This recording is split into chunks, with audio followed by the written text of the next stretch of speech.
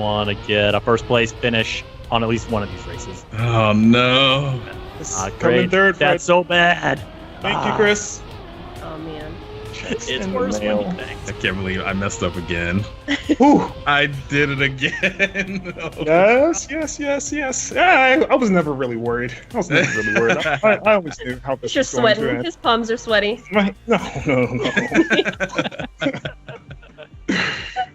Oh, I don't like live that. rank in there. UB Rich wins the match. GG. GG's. Nicely done.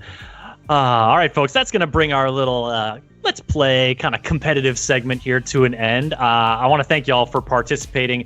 Belinda, nice work out there. I tried. I just love the scenery. I was just taking my time. Listen, it's fun to get out there in a fast car and just do some things. I agree. Fred Carmichael, close, but no cigar this time around. Are you plotting your revenge already? I'll get him next time. Richard, is there going to be a next time, or are you just going off into the sunset with this W? I mean, I'm definitely driving off into the sunset, but even if there is a next time, I don't think he's going to beat me. And thus a rivalry is born, or maybe continued? Yeah, continue, definitely. Thank you all for joining so much. Folks, coming up next, we're going to be taking an in-depth look at the map editor and some of the creation tools in Trackmania. But first, let's do a little schedule check-in. After our Trackmania segment here, it's going to be the Ubisoft Forward pre-show at 11:30 a.m. Pacific time, where we'll be seeing some AI teammates coming to Ghost Recon Breakpoint, getting an update from The Crew 2. Trials Rising will be showing off a fan favorite, and we'll see a whole bunch more games on display. Then at noon Pacific time, when that timer runs out, it's going to be Ubisoft Forward, the main showcase, Watch Dogs Legion, Assassin's Creed Valhalla, some new announcements, and more.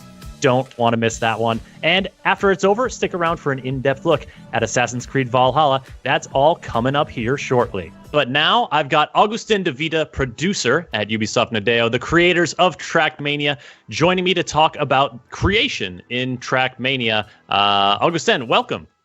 Hello, Chris. So happy to be here. Oh, man. Exciting times for you. Your game has just launched. People are out there racing in droves. How does it feel? It feels great. I mean, it just feels great. The game is really, really good. It's really an evolution of Trackmania, and we couldn't wait for it. And also, folks are out there creating stuff. We see right here, we're seeing some map creation sped up. We got a little time-lapse thing pre-prepared for us here as we talk through the map creation mode. But I guess give us like an overview starting off, Augustin. What was your team's goal when like putting these creative tools in the hands of players? So we always want the tools to be easy to handle, and the big issue we were facing that there is too many blocks in the game. There is 1,600 blocks in the game actually, and so we had to organize all the tools and to organize the new features. And he's doing a great job right now because he knows what he's doing. But when you start making the first map, you really don't know where you're going to. It's really hard to get to. And, when you say blocks. Really sorry to interrupt, but when you say blocks, you just mean all these little pieces that we're seeing of track, planted this way, that way, this terrain, that terrain. Yeah, that's how it works. Every piece of the map is what we call a block. So it's some size, and you can go like diagonal. You have roads, you have decoration, you have checkpoint, start, finish, you have boosters. And all of this makes a map, so there is so many blocks that there is an infinite combination possible in the map editor. And there's also trees, as I know from personal experience. Yeah, you can get into them pretty quickly in the game. So we're seeing here the player's not just sort of creating the map. They're also like, okay, I added a little bit, now I'm testing a little bit, now I'm adding a little bit. That testing is kind of like the immediate feedback on, is this working? Is it not? Is this the feel I like? Is it not? Yeah, you always have to test what you're doing just to see if the curve is right, if the speed is right. And we added some tools for that. So, for example, when you test and then you come back to the game, you have your ghost to see what was your speed at this time and to try to reproduce or to do better than him. So you can try every part of the game and get really good in really good map for the players. Interesting. Okay, so when you're starting out, obviously we're seeing someone with some map creation skills. But when players are starting out, Are there some tools to help them out? Is it pretty, what do you recommend in terms of like, okay, when you're starting out, just try to make like a simple shape, or try to just put in a sick jump, and that's good.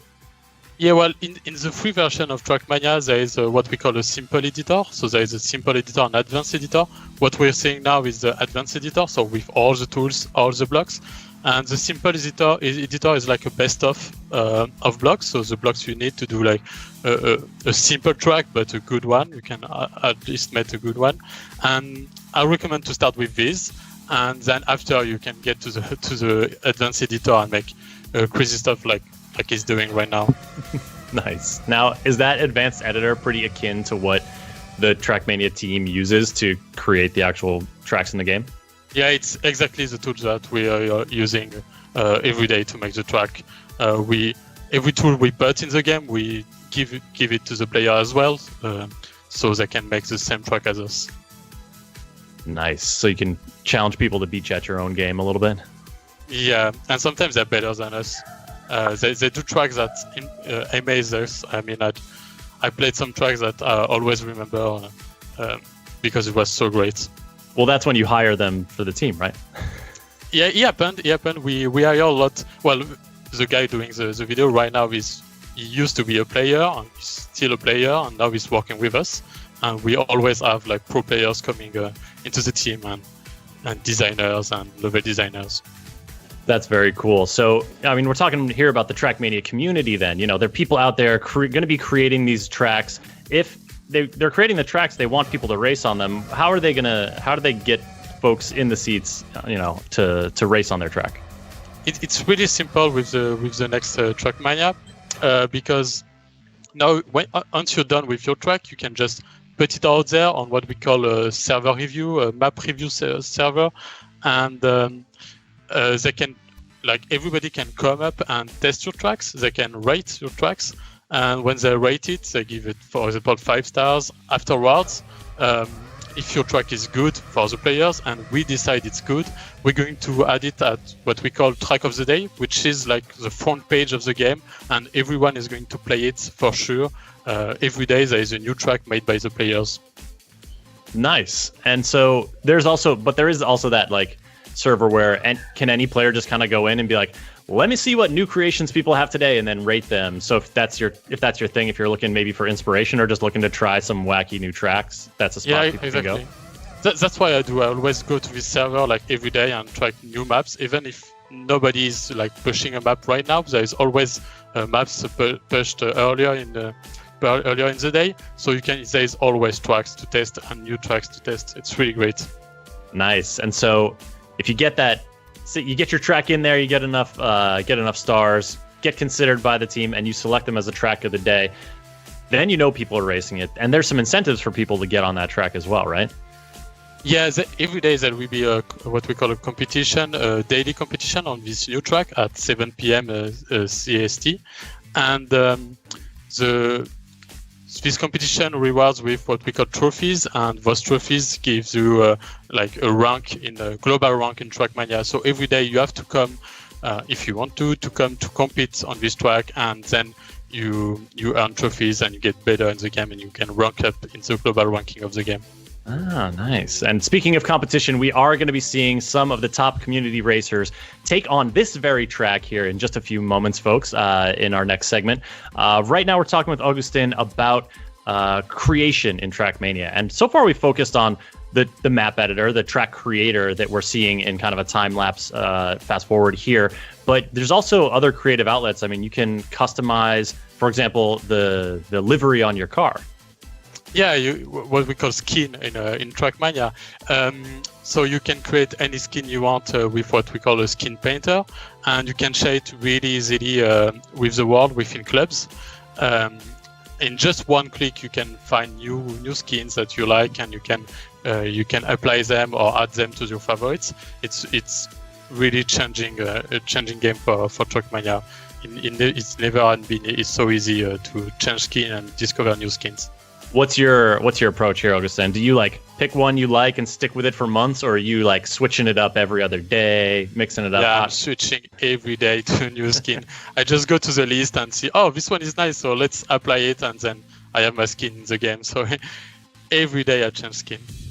Excellent. Yeah, it's so fun to see what people come up with, and I imagine this is also something for you. You know, these are the creation tools you use, your team is used to create the tracks, the skins, etc. But you know, to a certain extent, you give the tools to the players; they're going to come back and surprise you. Yeah, they're always like surprising us with really great new invention. I mean, they can create mods as well, game mods. So they're going to create new things every day, and every day it's blowing us. And one of the things that I have really enjoyed, you know, even when not playing Trackmania, is seeing some of the like highlight reels people put together, because as we'll see a little bit later on, and as you folks who know Trackmania know very well, Trackmania tracks can get pretty wild, and the kind of precision, the like just like excellent slick like drift precision that people can display looks really cool, and you have some in-game tools to help people showcase that stuff. Yeah, on every track you can save your replay, and then you can use it to make your own videos. So this tool is as well the tools that we're using to make trailers, and at the same time players can make their trailers. They can add up, I don't know, 1,000 cars on the same track to do like a wave, what we call 1K project.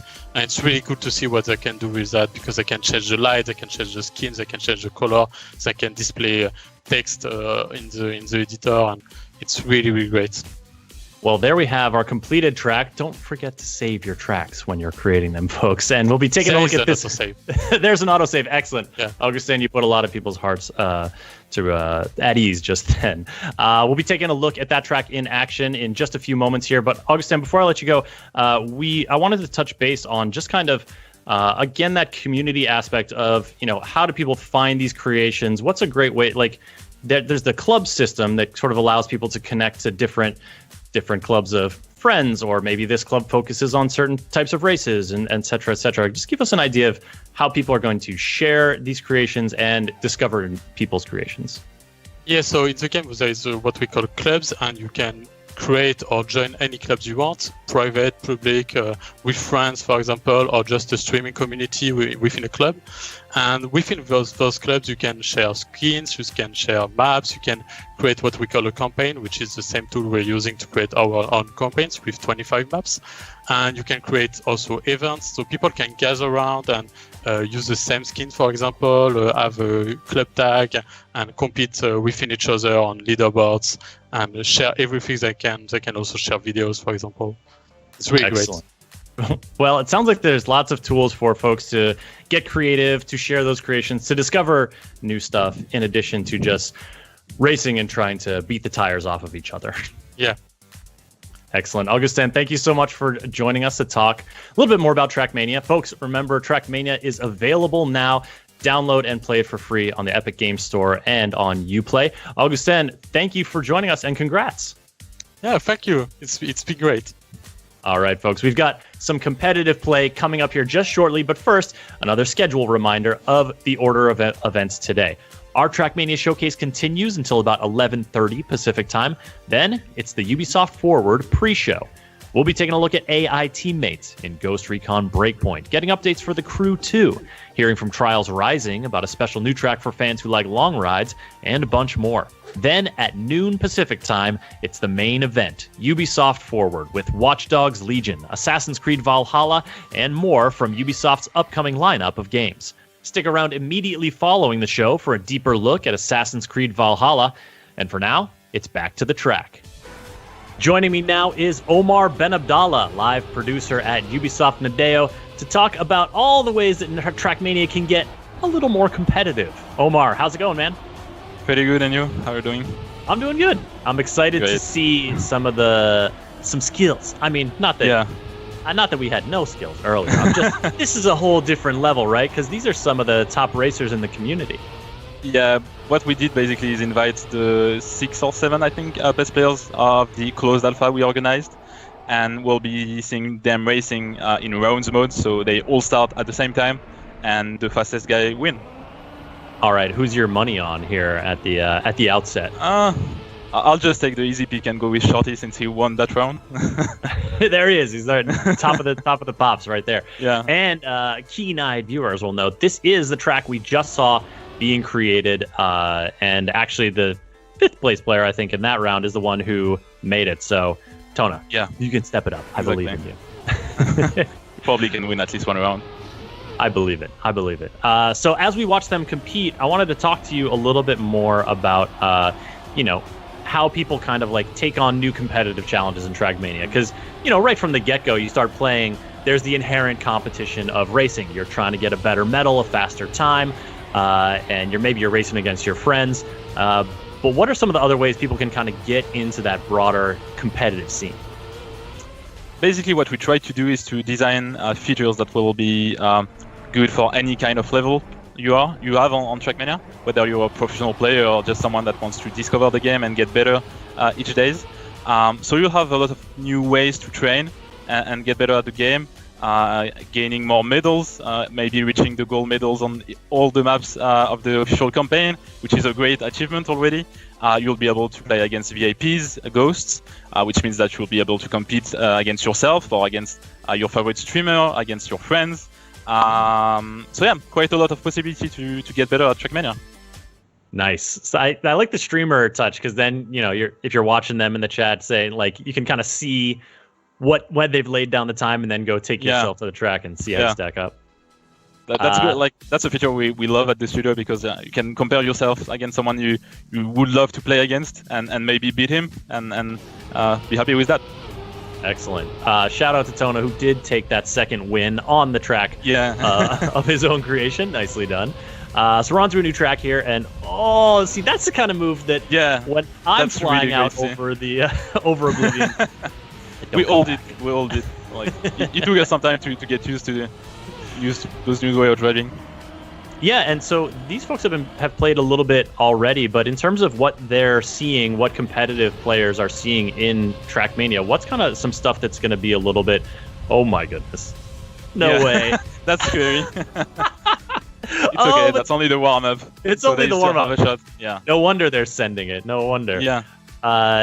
In terms of like, okay, so you've done your sort of like, you've done your solo competition. You want to like maybe compete with players on a broader scale, seek out folks who race around the same time as you. Like, what are some good ways to do that?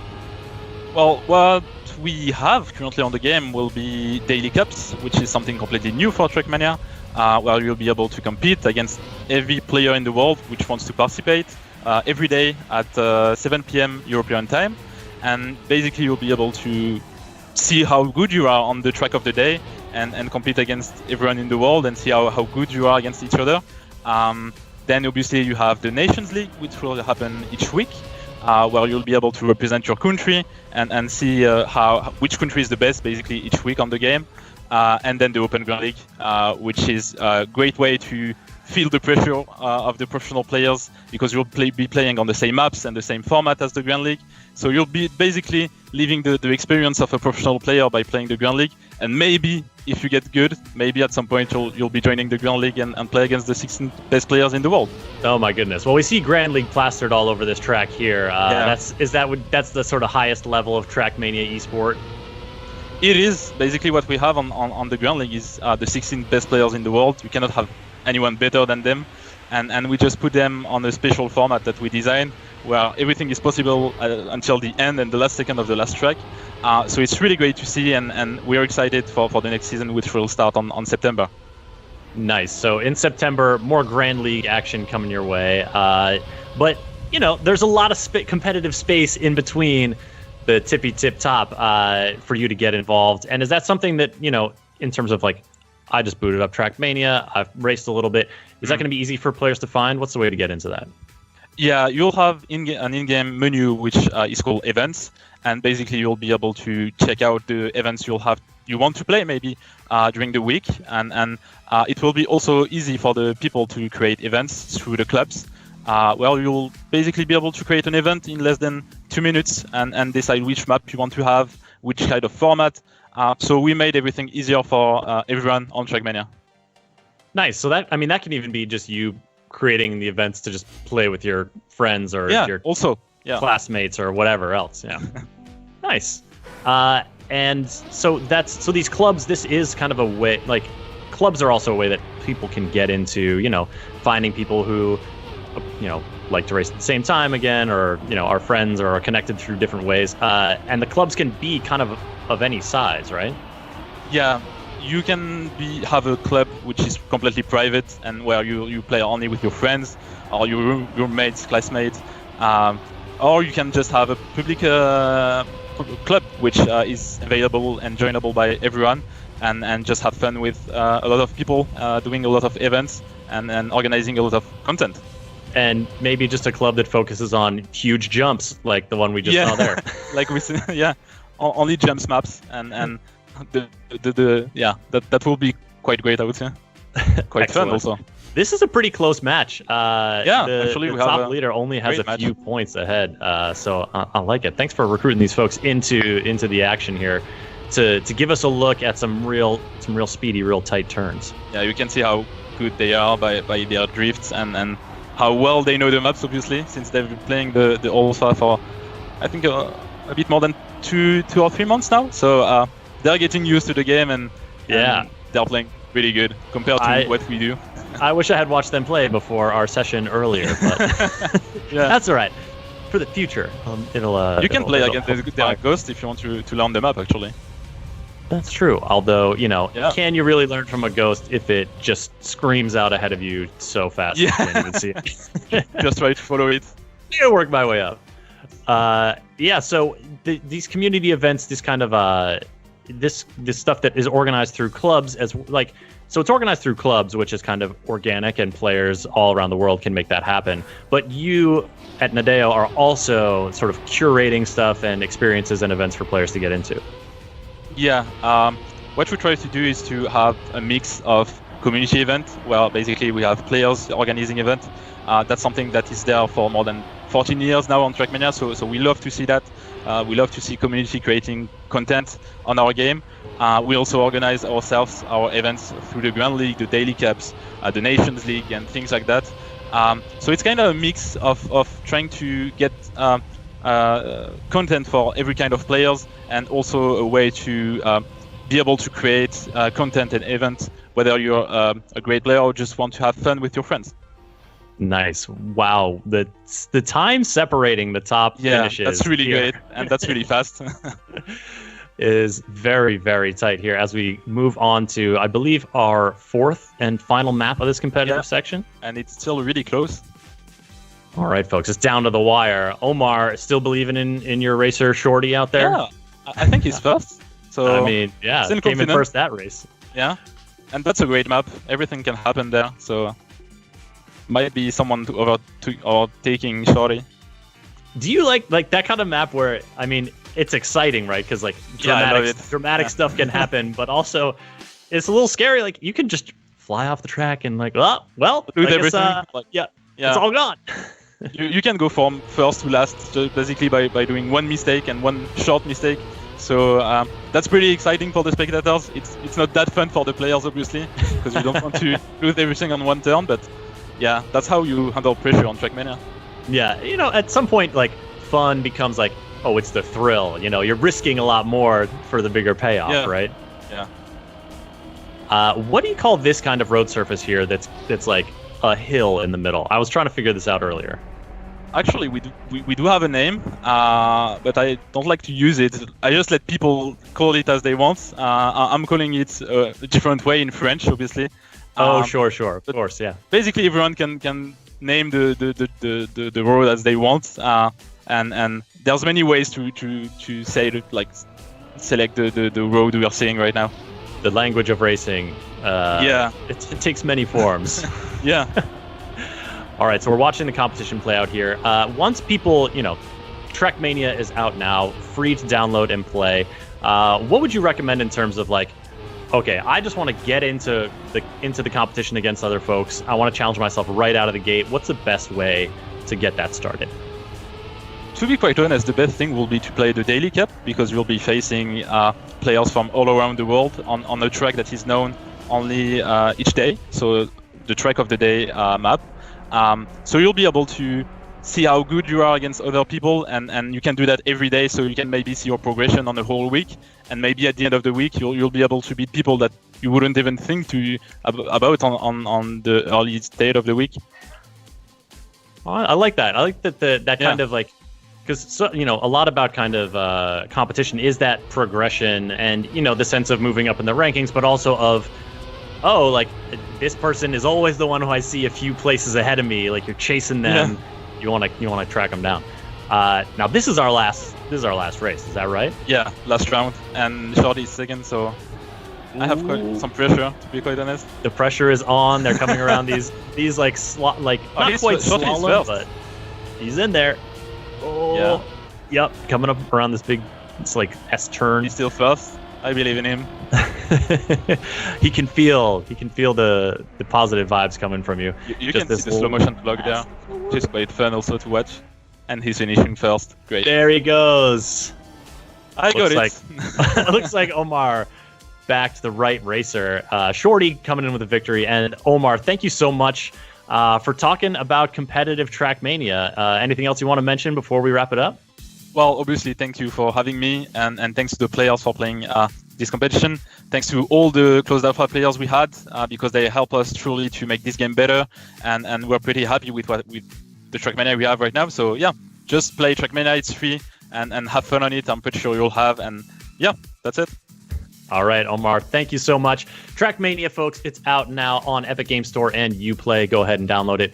Get in there and get racing. Now, our time with Trackmania is coming to a close, and it's on to the next show. Ubisoft Forward pre-show is starting momentarily. We're going to take a look at Ghost Recon Breakpoint, The Crew 2, Trials Rising, new stuff coming from all these games. You're not going to want to miss it. And then when the countdown timer hits 0, it's Ubisoft Forward, the big showcase of the latest and greatest upcoming games from Ubisoft, followed by an in-depth look at Assassin's Creed Valhalla. We got a lot more in store for you, so let's go ahead and throw it over to Kat. Thank you, Chris, and hello, everyone, and welcome to the Ubisoft Forward pre-show. The main event will be starting in just 30 minutes and will feature news from our unreleased games, including Watch Dogs Legion, Assassin's Creed Valhalla, Hyperscape, and more. Now to warm up, we have 30 minutes of this from the games you're already playing, like Ghost Recon Breakpoint, Trials Rising, and The Crew 2, as well as some exclusive behind the scenes so you can get to know us a little better. So let's kickstart this pre-show with an update from Just Dance 2020.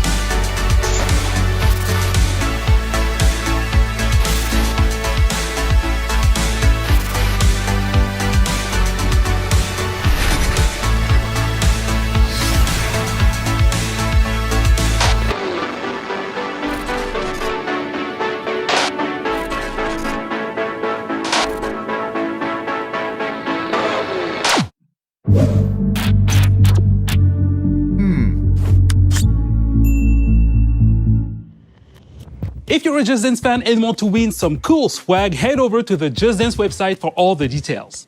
For our next segment, we have something a little different than what we usually do. A few years ago, Ubisoft created the Ubisoft Entrepreneurs Lab and the Open Innovation Accelerator. This allowed us to create partnerships and synergies with indie studios from across the industry. And since so many industry events were canceled this year, we wanted to showcase several indie projects and teams that Ubisoft has been collaborating with over the past few years. Our first indie showcase is developer Machine & Mensch, who is working on the Curious Expedition 2. Let's hear more from the team behind the game. Hi, my name is Masha and I'm a game designer at Machine Mensch. Machine Mensch is a small and diverse indie game studio with 8 wonderful employees based here in Berlin. Our connection with Ubisoft came through a program dedicated to create ever-growing relationships with independent developers, to talk about and share expertise and knowledge. We work together in mutual respect, which we much appreciated. We're working on the Curious Expedition 2, which is the sequel to our expedition simulation game. This time, the game is set in Paris in 1899 during the World Expo when the Eiffel Tower was built. But more importantly, you will be traveling to these mysterious islands, you will be interacting with unknown tribes, fight dangerous beasts, find many secrets. Thanks to our procedure technology, every time you play, it's a new world, new characters, and a new storyline that you shape with each of your interactions until it becomes really your own unique adventure.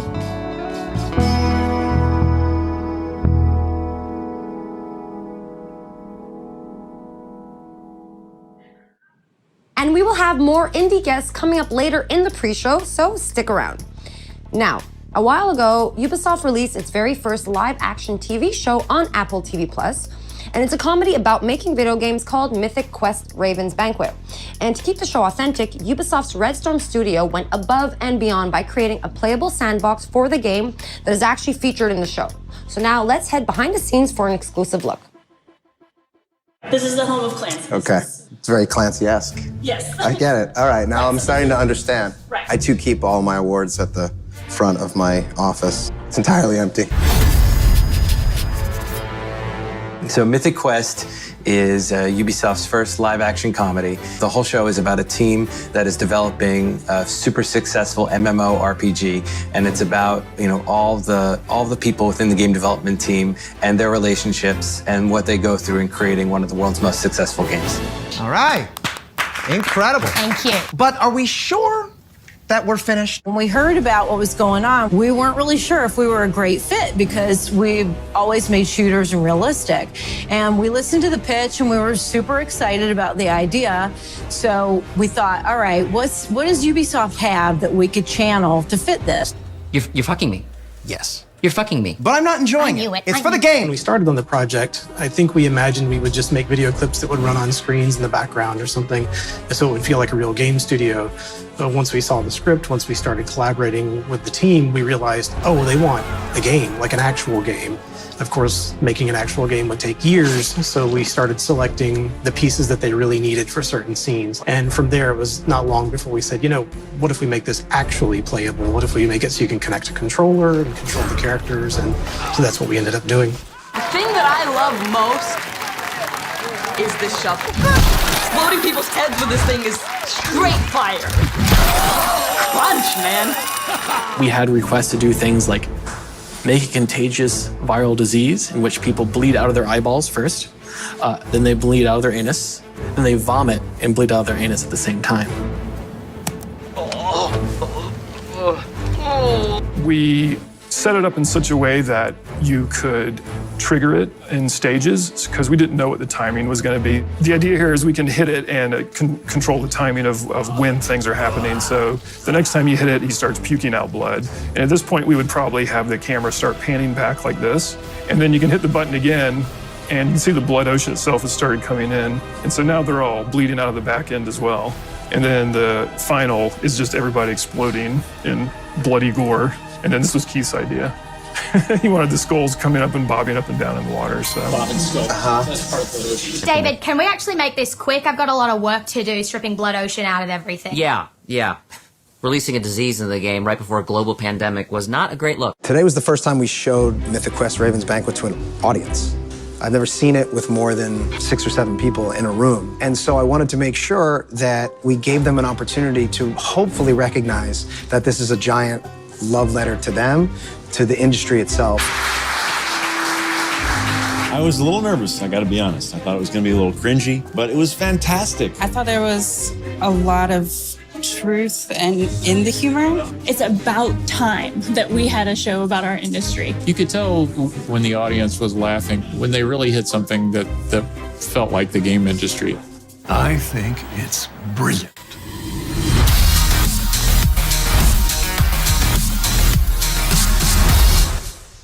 All right, so if you have not yet seen it, the first season of Mythic Quest Raven's Banquet is available right now on Apple TV+, and a full version of this making of will be coming out over the next few days. All right, now it is time to fasten your seatbelts and start your engines as we head out to Lyon, France to visit our team at Ubisoft Ivory Tower to get an update on The Crew 2. Hi everyone, and welcome to the Crew 2 at Ubisoft Forward. My name's James Reese, I'm a community developer here at Ivory Tower, and I'll be your host for this quick glimpse into all the exciting things we have going on over the next few weeks. It's been 2 years already since launch, with 6 major updates and hundreds of vehicles under our belt. And our latest update, Summer in Hollywood, only went live a few days ago. Let's have a look.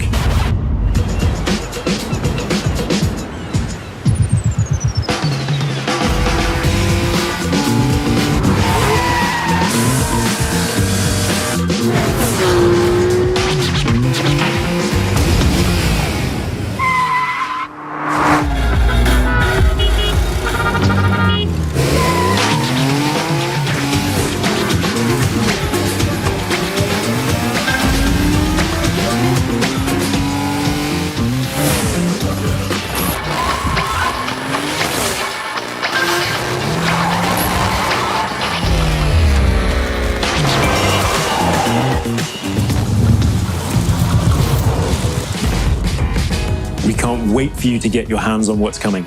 There have been a few speed bumps along the way, but over the past 2 years, you, the community, have made the Crew 2 a motorsports playground where all players are welcome and where anything is possible. So thank you to the Crew social, Exchange, Discord, Reddit, and all of our players. We've got a little something for you in-game to show our appreciation.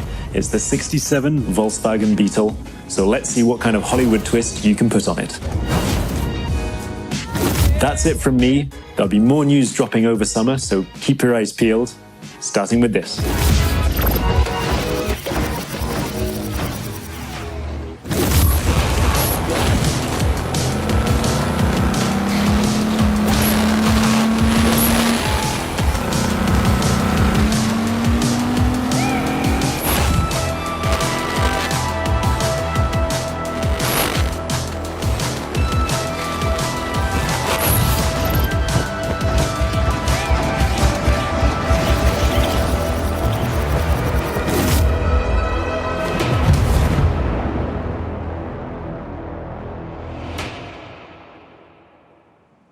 In case you missed it, make sure to boot up the game right now to unlock the amazing 69 Volkswagen Beetle that was just shown in the video, and stay tuned in the near future for more info about Year 3 of the Crew 2. Our next video is from our second indie guest, Bossa Studios, who will be injecting a delirious dose of fun with Surgeon Simulator 2. Enjoy!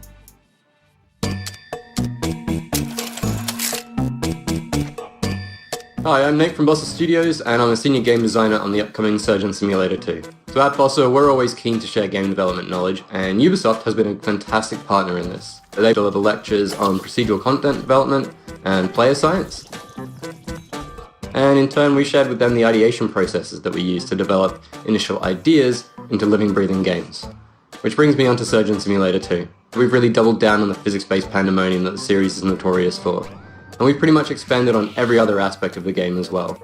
So this time around, you're no longer just a floating hand confined to the operating table. You're actually a full first-person surgeon with an entire medical facility to explore. And in addition to the levels that you'll find in story mode, you'll now be able to create your own unique levels and experiences using Bossa Labs Creation Mode. So it's a really easy to use, intuitive set of tools that allows players to create either on their own or in online multiplayer with up to 3 friends. Everything players create can then be uploaded and shared with the community, and here surgery really is just the tip of the iceberg. During our closed alpha period, we've seen players create all sorts of amazing stuff, from bowling alleys to space stations, pirate ships to horror-themed escape rooms, and this is before the game is even released. So we absolutely cannot wait to see what players create when we launch the game this coming August. And in fact, if you pre-order Surgeon Simulator 2, you can receive exclusive closed beta access.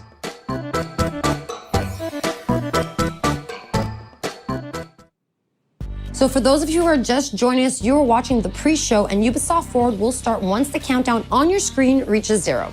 And make sure you log into Uplay to unlock rewards as you watch the main event. But now, our next segment is about an Easter egg in The Division 2, so let's go behind the scenes with the devs from Ubisoft Massive Studio in Malmo, Sweden to find out more. Running through collapsed buildings, climbing over fallen debris, and encountering makeshift living spaces is common for players of The Division 2. Within its post-pandemic environment, many players have spotted something a bit more unusual, which has left them asking, what's up with all of these rubber ducks? So there's a thing in programming especially where you talk to a rubber duck, and it's a way to solve your problems. If you talk to a rubber duck and you just say things out loud, it helps. One of our artists decided to take this to another level, and he used the rubber duck scaled up to like a ginormous scale and put it in the level just to remind him to do something. And it sat there for a while, and the rest of us kind of really loved this giant rubber duck sitting there for so long. We decided to put little memorials to it across the world. What started off as little memorials, and then we started adding stories to them. So there's one where these two ducks are sitting on a bench having a date together, and there's another one somewhere where he's sitting with an umbrella hiding from the rain. The idea of the ducks is similar to the rest of our storytelling, where we're trying to add some hope into the world. Because you're coming in as a Division agent to try and save what you can and rebuild, but you need to know there's something there to save. So having bits of happiness lets you know like it's still worth saving for these little happy moments. One shrine in particular became a beloved fan favorite, showing up multiple times across YouTube and Reddit.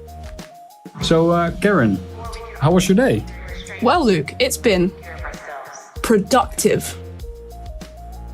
So the origin story of productive, one of our level designers made an amazing pun one day, and we decided to make a graffiti out of it and put it in the game, and it became like a duck shrine, and players started finding it and wondering where it came from. We've been finding these rubber duckies all over the map. It says here on the wall in graffiti, productive, and there's a large rubber ducky, bigger than all the other ones we've found, and he's got bottles of booze all around him. Not only that, but he has a couple soldier duckies guarding a parrot in a cage. But there's more just like this in the Division 2. What's really great about our community is they come together. They find a common thing that they want to develop or find or get unlocked, and they just put time and effort into it. We don't put them in easy to find places. So that means players are genuinely, hopefully enjoying just exploring the environment and finding all these little Easter eggs we've hidden around. And also not the Easter eggs, just the main part of the game and all the storytelling we put into it. I haven't found all of them. I don't know exactly how many there are, but they haven't found all of the ducks yet. Encouraged by the community's response to the ducks, developers recently hid another secret in the game and made it the focal point of an all-new community challenge. We actually put Tommy the teddy bear into the game. So Tommy the teddy bear is a trauma teddy mentioned in a lot of lore, but the bear itself actually was not in the game. With episode 3, we put a bunch of them into the world, actually opened up an Easter egg hunt for him specifically. It's a nice little exciting moment when you kind of open Reddit and you see someone's found the thing that you kind of just snuck in under the radar and no one really knows about it. And some of the players are really clever. There's some hard Easter eggs that some of the level designers and gameplay designers have put in, and people have managed to solve it with no help whatsoever. Gamers are smart. So now that you know, be on the lookout for both ducks and teddy bears next time you boot up the Division 2. We now have our final indie guest, Thunder Lotus Games, who were the 2017 winner of the indie series that took place in Montreal. So let's find out more about the beautiful coziness of Spiritfarer in this next video. Hey everybody, I'm Rodrigue, marketeer at Thunder Lotus. We're an indie studio based out of Montreal, Canada, and makers of the games Jotun, Sundered, and our new game Spiritfarer, which is due out later this year. For the past 6 years, we've tried to make AAA quality games with a hand-drawn indie heart. Hitting a quality standard consistently in game dev is a huge challenge. There's so much trial and error on the path, and during the Sundered production, we were lucky enough to have the Ubisoft Entrepreneurs Program in our corner to help us reach our goals.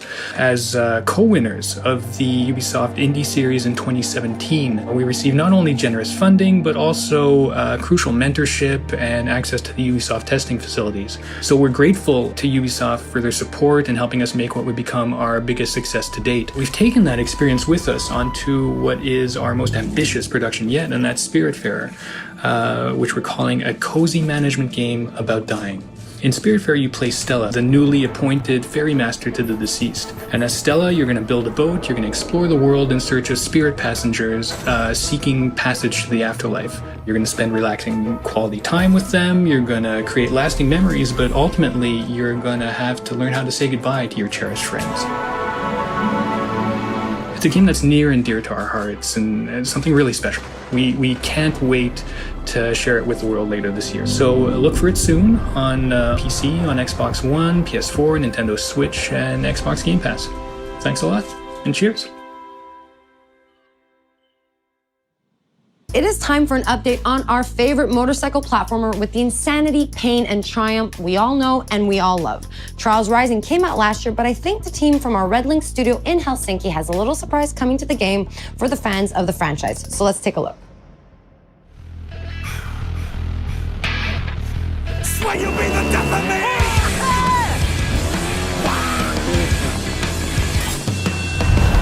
Hi, we're here today to introduce you to an exciting new endurance challenge coming to Trials Rising.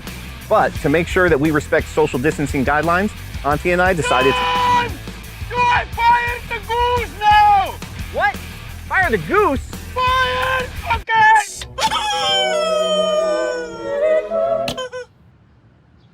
Okay! Okay. Ladies and gentlemen, welcome back to the Gigatrack.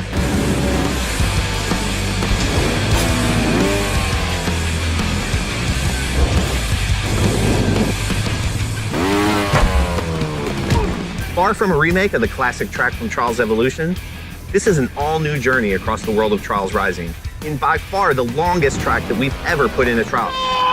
Did you tell him it's the longest track ever? Yeah, I'm telling them that!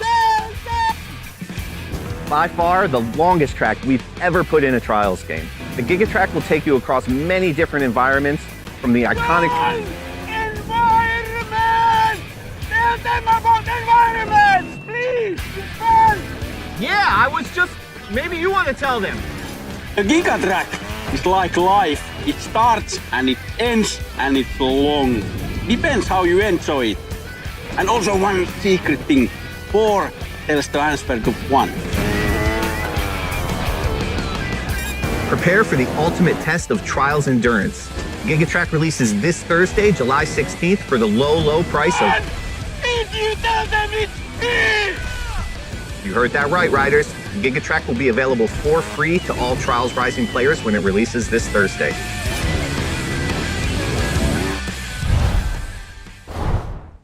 You heard that right, the Gigatrack is coming to the game and it will be the longest, most insane track in Trials history, and it will be free for all Trials Rising players. Now for our last game update, the Ghost Recon Breakpoint team is ready to share some details on their upcoming updates. AI teammates are coming to the game. Let's have a look at the trailer.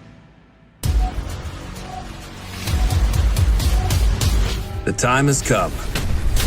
AI teammates are back in Ghost Recon Breakpoint. And for all solo players, they're gonna be a game changer. Available at any point after you have reached Erewhon for the first time, Fury, Fix-It, and Vasily can be activated or dismissed at will. And from the beginning, you will be able to fully customize them. This customization includes all of the physical attributes, as well as gear, equipment, or even full costumes. Your teammates can be tweaked just as much as your main character. Just like Nomad, your teammates will adapt and react to the world of Aroa and its environments, and they will always follow your own behavior. If you decide to go stealth, they will equip silencers and crouch, or go prone when possible. But if you decide to go loud and open fire, they will stick by your side. When deployed, you can issue different orders to your teammates through the order wheel. There are 4 different orders you can give to your teammates. You can tell them to regroup on your location, to hold their current position, to go to a specific location, and to open fire on nearby enemies. These orders can be given at any time, even through your binoculars and drone. Once they approach potential threats, the teammates will notify you and mark them automatically. Got a hostile. With a good look at your enemies, you will be able to set up a sync shot where each of your teammates picks a target. You can even link it to your 3 sync shot drones for a simultaneous 7-target takedown. The teammates have weapons equipped at all times, a versatile assault rifle to accommodate all situations, and a primary weapon that you will be able to fine-tune.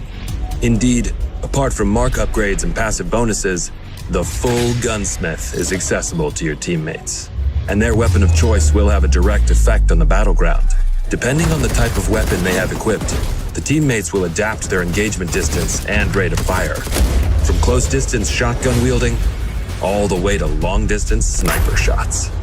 Of course, if you get taken down, your teammates' priority will be to try and rescue you. To achieve that, they will first focus their fire on the surrounding enemies before getting to you. And they will expect the same from you, especially as you will be able to carry them to safety if the situation requires it. Finally, the teammates will also be your best allies in any vehicle, especially on the road and during high-stake pursuits. The teammates will be available for all solo Ghost Recon Breakpoint players on July 15th, and we cannot wait to see your reactions. We'll see you on the battlefield, Ghosts.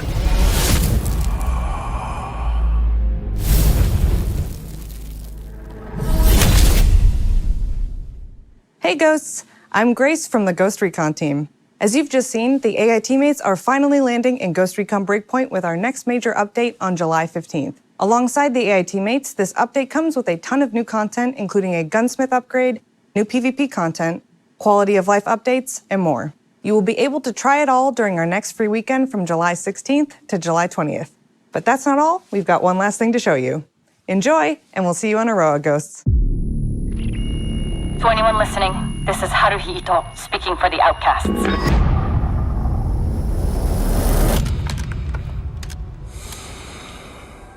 We stand against Sentinel's illegal occupation of Aroa. We call on all of Aroa to join us. Separated, Sentinel wins. But united, we cannot be defeated.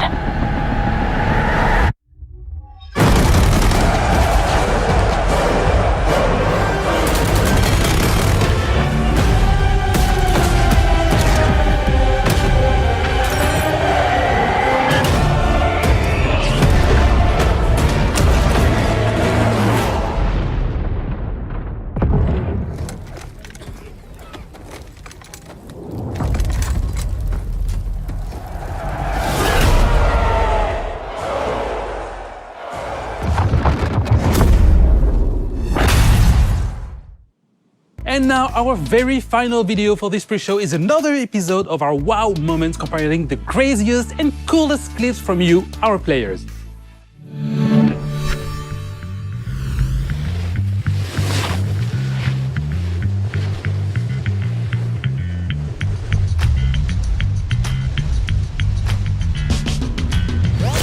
Anyone else want to try to do better than that?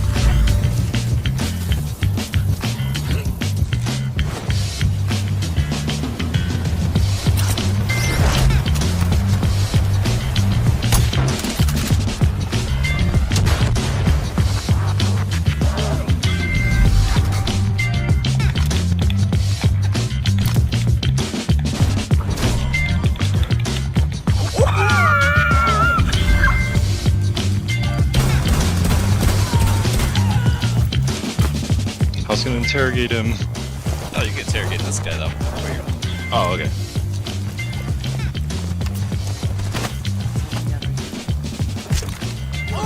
Op 4, last stop standing.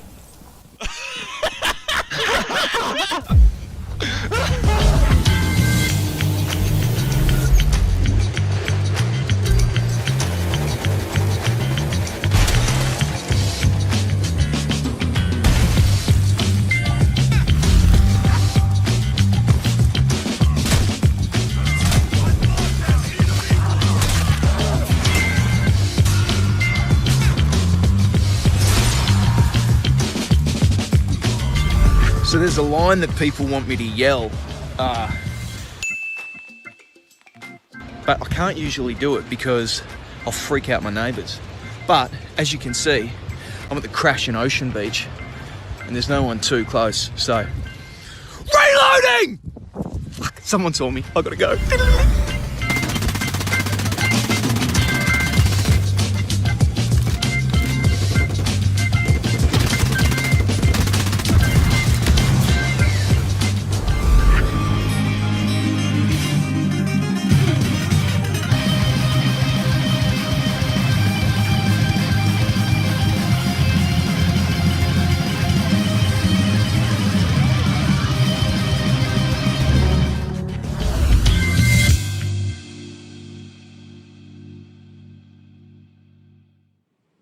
If you also have amazing gameplay segments you captured from our games, spread the joy and submit them on the link displayed on your screen right now.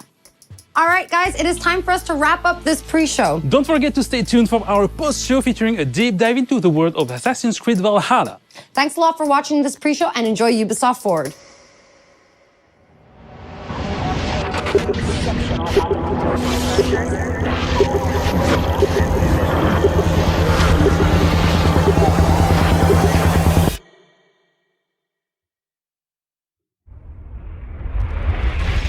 This is Ubisoft. This is Ubisoft Forward.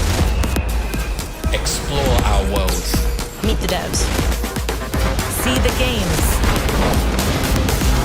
Join us.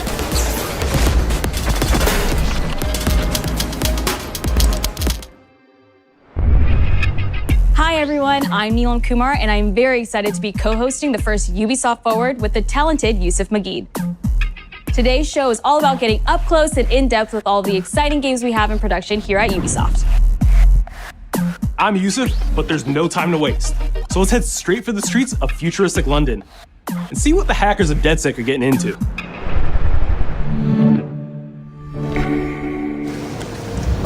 The illegal paintings spreading subversive and hostile messaging over the last few weeks across London are not the work of several people as was originally believed, but the work of an individual.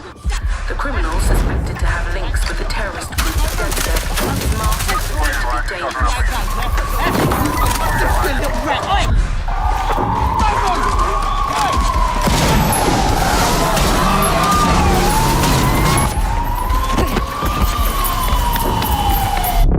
Authorities recommend not to approach the individual. First, they came for the foreigners, and I did not speak out because I was not a foreigner.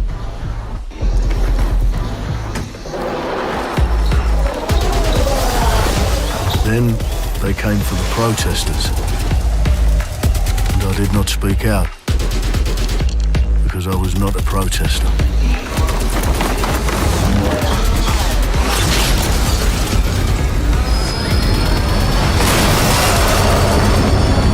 Then they came for the journalists, and I did not speak out because I was not a journalist.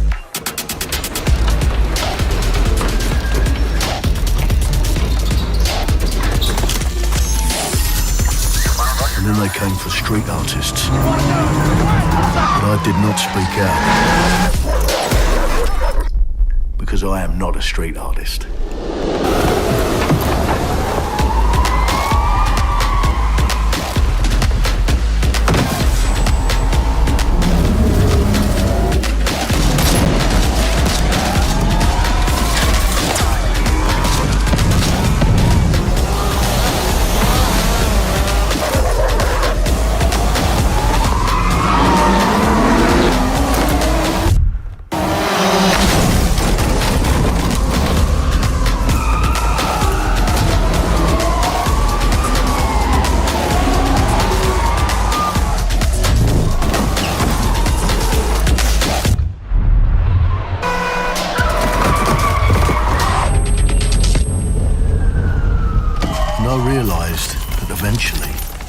For me, and there would be no one left to speak for me.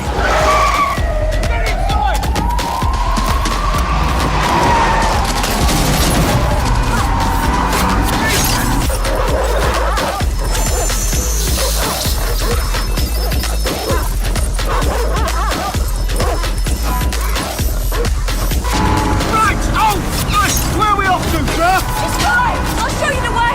Okay, sorry, miss. Jesus! All right, so we're in a total mess now, so let's get the hell out of here.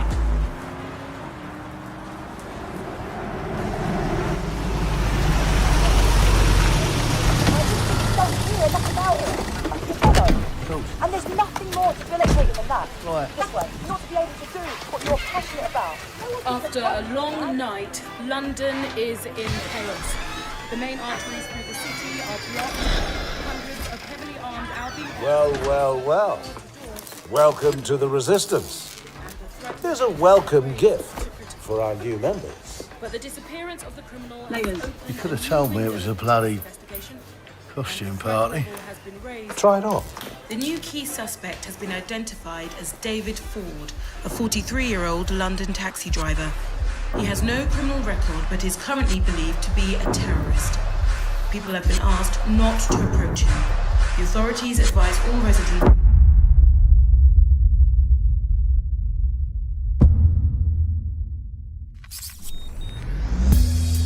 I'm Clint Hawking. Clint has been a longtime creative force here at Ubisoft, and now he's bringing this vision to Watch Dogs Legion.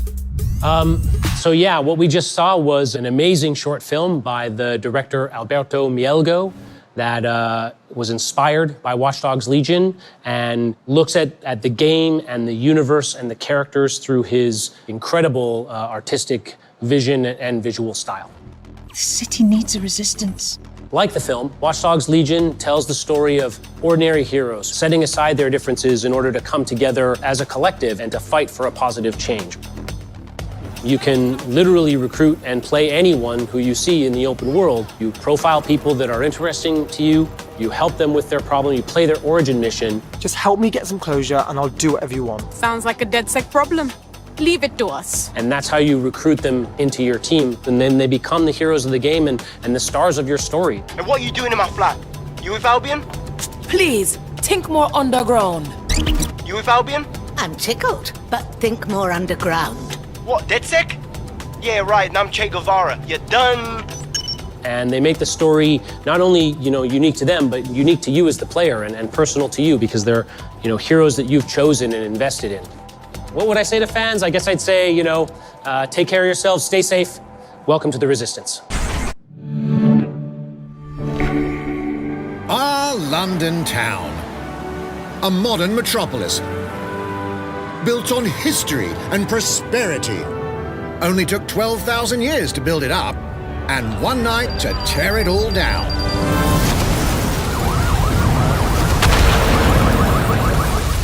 Oh my God. Listen up. Get all your units to move in and lock down the city. With London under attack by a mysterious terrorist, the government turns to a private military company called Albion to keep everyone safe. What could possibly go wrong? Ladies and gentlemen, Mr. Nigel Cass, CEO of Albion. He's kindly stepped up to establish order. Understand this. I will not allow anyone, not even myself, to jeopardize this. He will stop at nothing to permanently control the city. London will be the first city in the world to be made truly safe. Nigel's not the only opportunist who's taken a liking to this fair city. Meet Mary Kelly, head of the most powerful crime syndicate in London. Be sure and spread the word. She and her goons are using the dark web to sell everything from party pills to people. This microchip is scary, I know, but I got to keep tracks on my merchandise, don't I? You made me a slave. You do not want to ruffle her feathers. With the city out on its arse, it now falls on you to build a resistance and take back London. All right, everyone. Faces on, guns out. Any of the brave Londoners you see walking the streets can be recruited into your team. Like him, her, or even her. Everyone could become your next secret weapon. In our first mission, we need to get some dirt on Nigel Cass, and that means breaking into Albion headquarters inside the Tower of London. All the hardy souls you see here are people we have recruited from the streets of London. They all have unique abilities, and you're free to tackle this mission with whoever you like. Dear God, my eyes. Badly. Zip up, get to work, and let's never talk about this again. Like everyone in DedSec, Arthur can hack pretty much whatever. But as a construction worker, he has a particular set of tools that make him handy. He can even call his own cargo drone.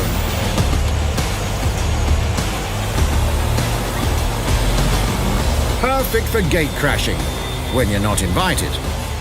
And who needs a regular old gun when you have a bloody nail gun? Come in, you soidoid shitboy.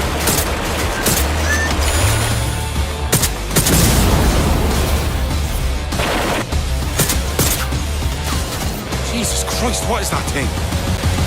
Perhaps we could approach this mission differently. If you'd rather keep your distance, we've got you covered. Amy is a drone expert. What have we here? A real tech connoisseur. Hate spiders, but love this one.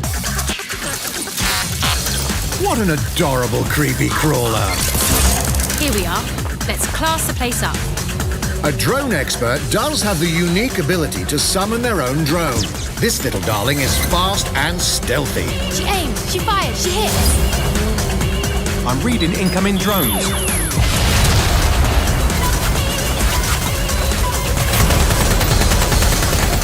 She can also hack enemy drones, turning the tide in her favor. And if you are not into direct confrontation, there are more ways than one to get the job done. Recruiting an Albion officer like Brielle here might be challenging, but it'll get you inside restricted Albion areas. Don't mind me, just doing recon for a bunch of insurgents. However, do anything suspicious and she'll probably wind up with a bullet in the back of her head. You've been approved for entry. We're missing the human element here. I can get the Defense Minister on the line right now. Well, if you feel you must.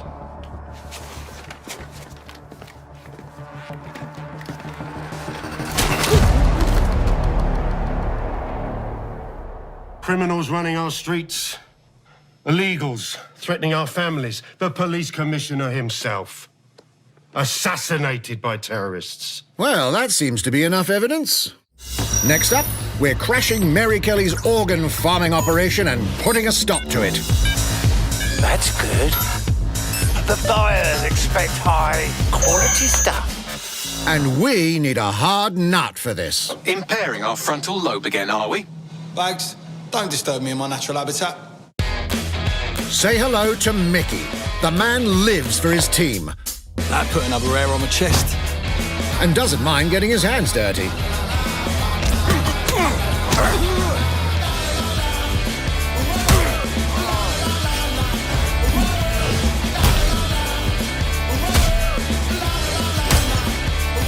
He does have a slight drinking problem, though. And he's passed out. We'll come back to him. You know what? Let's go with someone a bit more professional.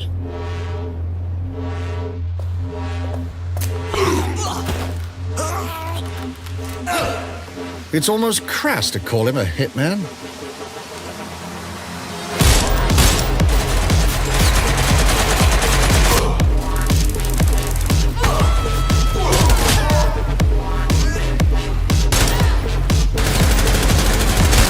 Some might even call him an artist.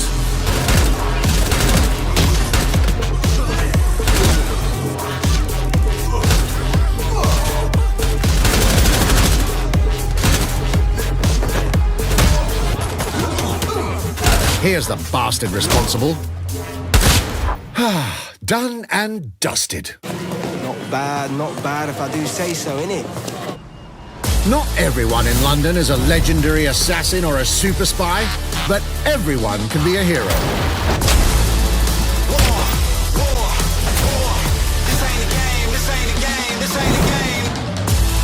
So get out there, find the best recruits, and build your resistance.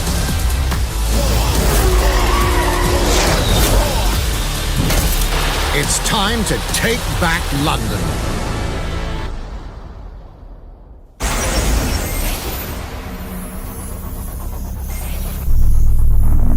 Plunging the player into a living, breathing city teeming with unique locales and characters has always been a central pillar of the Watch Dogs series. So what goes into building those worlds? Here's Amanda Munt to tell us more.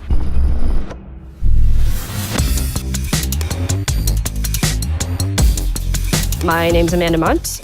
I'm a level artist on Watch Dogs Legion at Ubisoft Toronto. Being a level artist, I think, is the coolest job in video games because we do get the freedom to kind of like pick and choose what little details we want to depict. And we get ample opportunities to tell the stories that we want to tell in the spaces that we're assigned to. I have the capacity to hide things and, like small little Easter eggs. In AC Unity, there was a boat somewhere in the world that was covered in cats. And then it happened again in Watch Dogs 2. And there may or may not be something in London that is a boat filled with cats in some capacity. So I was fortunate enough to go to E3 last year. Some of the people that I was showing our demo to were from London. So no matter where I dropped them in the city, they'd go, oh my God, this feels like Camden. This feels like Southwark. This feels like Westminster. When people are talking about some detail that I've put into the world and they're excited about it, like that feels so good as somebody who, builds these worlds with care. I love it.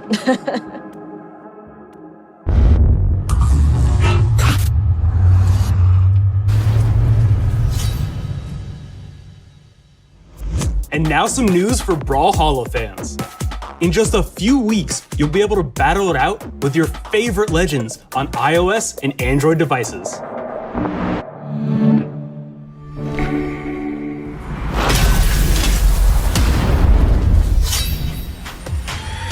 Three, two, one, brawl!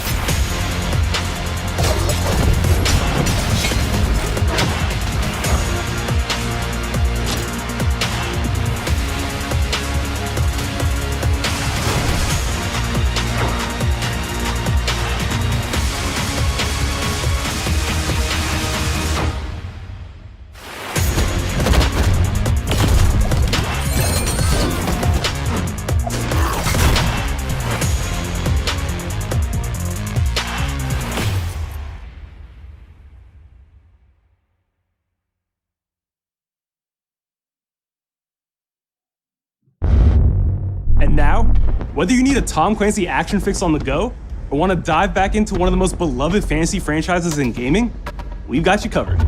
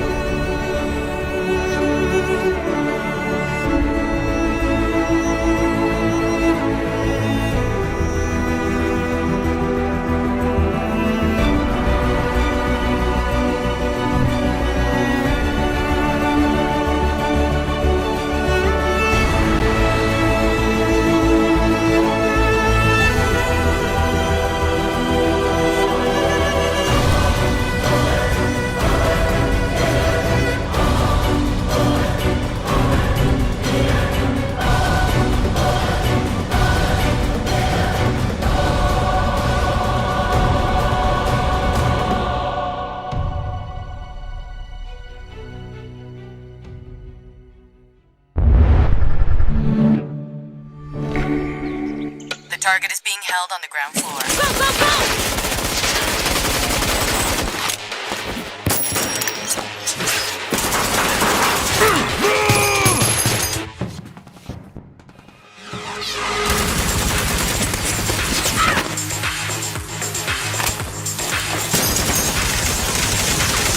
Contact! Second floor balcony!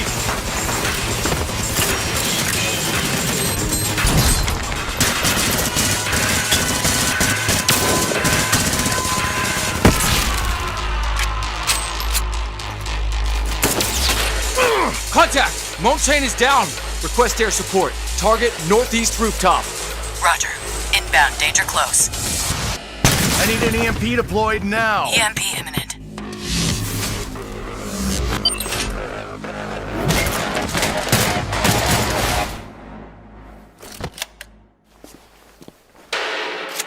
Get back in your cell!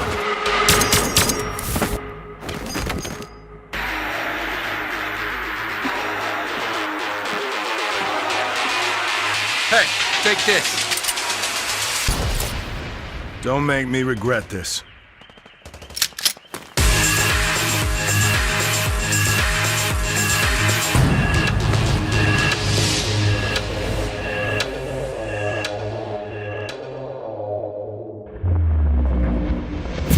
Speaking of Tom Clancy, it's been 5 years since Rainbow Six Siege first launched, and the community has never been stronger. In celebration of this milestone, Ubisoft Montreal has put together a special video to thank all of the amazing players and developers that have helped Siege become the game it is today.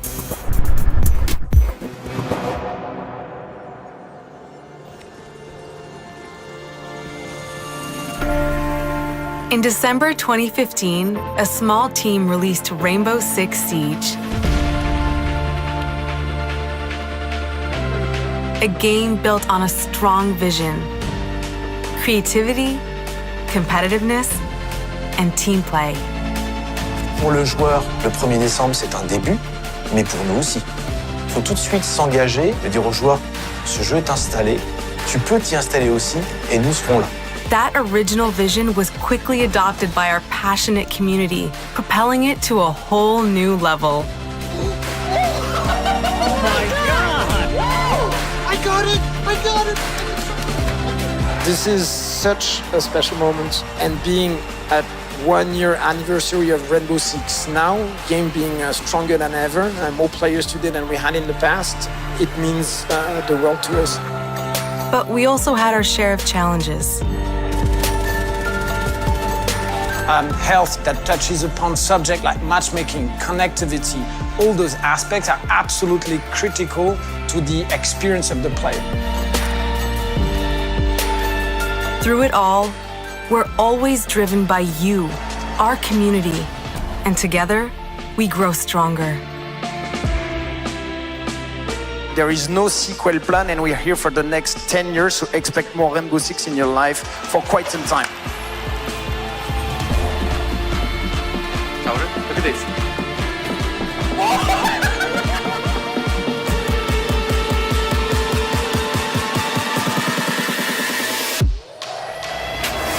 Tous les succès, c'est vraiment le résultat de autant de nous que de vous.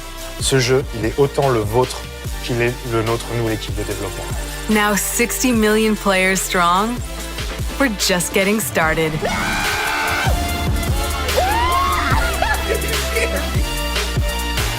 From the devs that build the game to the community that plays it, thank you.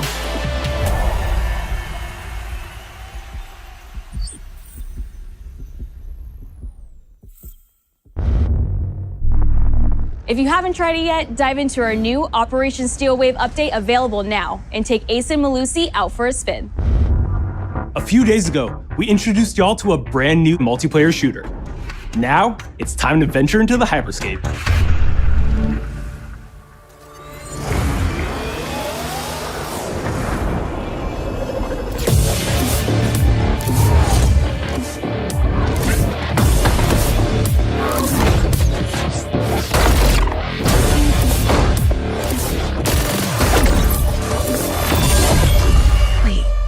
What was that?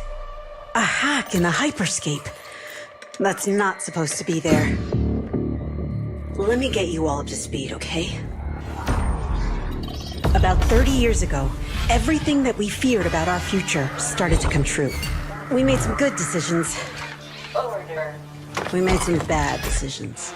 Actually, we made a lot of bad decisions. So, here we are. 10 billion souls living in the crush of the megacities. But the people at Prisma changed everything.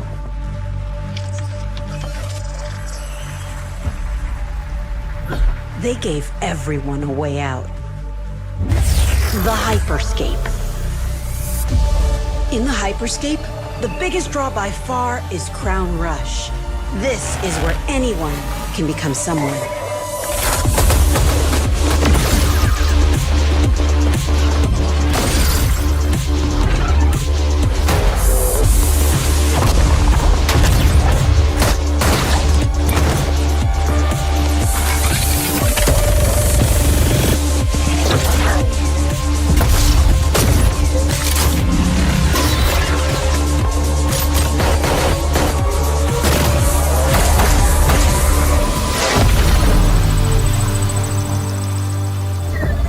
If you get good at Crown Rush, it can change your life. But strange things have been happening lately. Rumors of people getting hurt. Users disappearing from the real world. A darker secret lies at the heart of Hyperscape. And we have to find it. Some of us are searching for a way up. Some of us for a way out. And for others, a new way altogether. That's what brings us to the edge of the future. To the Hyperscape. I'm JC, Creative Director on Hyperscape.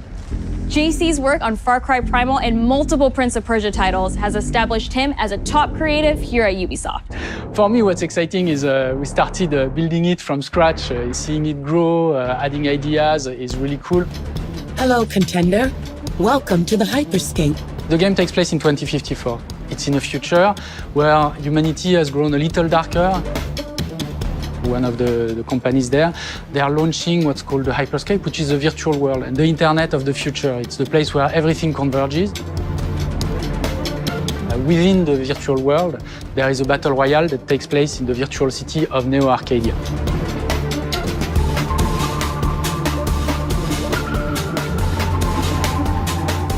Then we also introduce a lot of new things. You get the opportunity to do parkour on the rooftops, to go into interiors where it's much more narrow, much more stressful.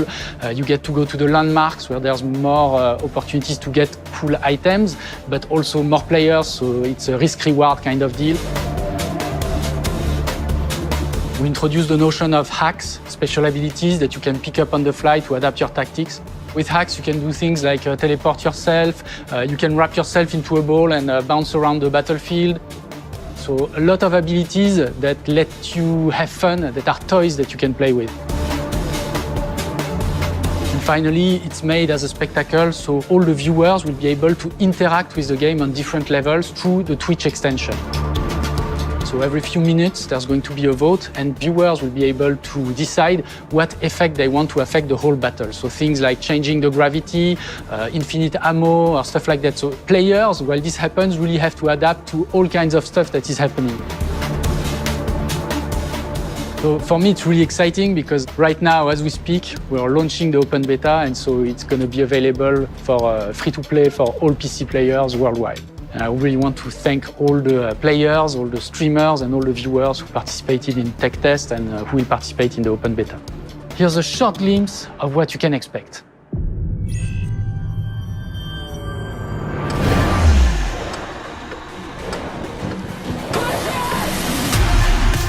Watch and learn how it's done. Perfecto. Showtime. Mine. Let's show them what I'm made of. Go time.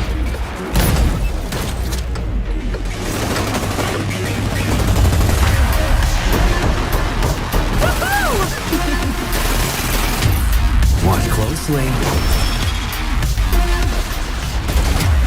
Here we go. この調子。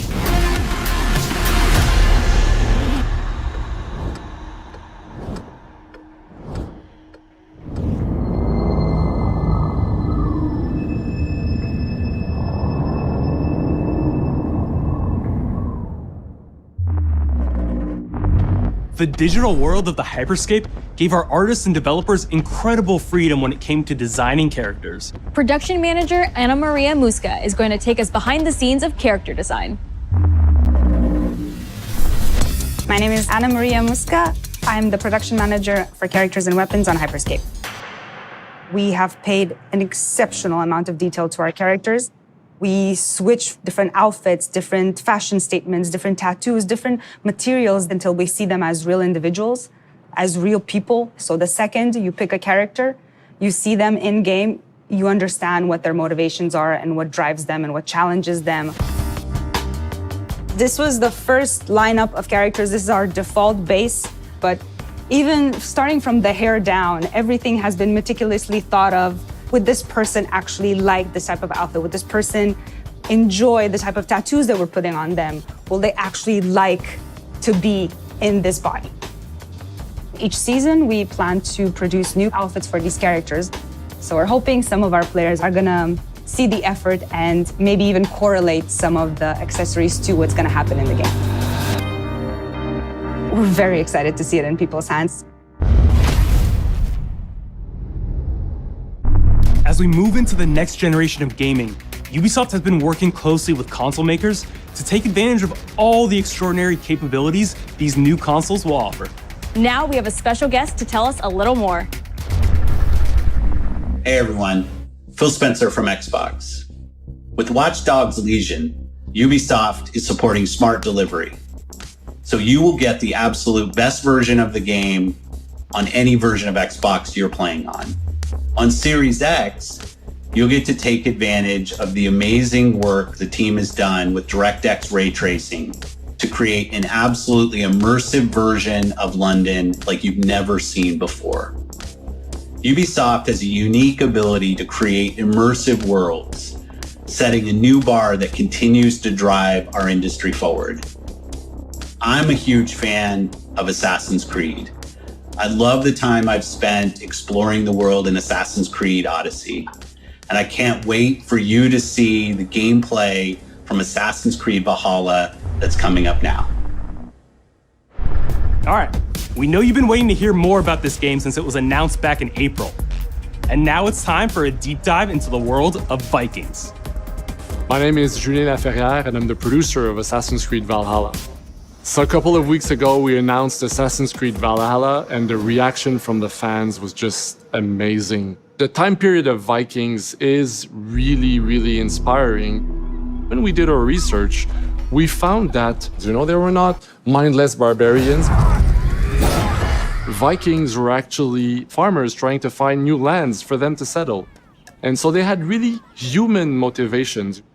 So for us to have this opportunity to tell kind of the real story about Vikings and kind of separate ourselves from the myths and the folklore is really something that drove us to make this game. The team went to Norway and England to take the same roads that the Vikings did, to really experience what it meant to be a Viking at that time.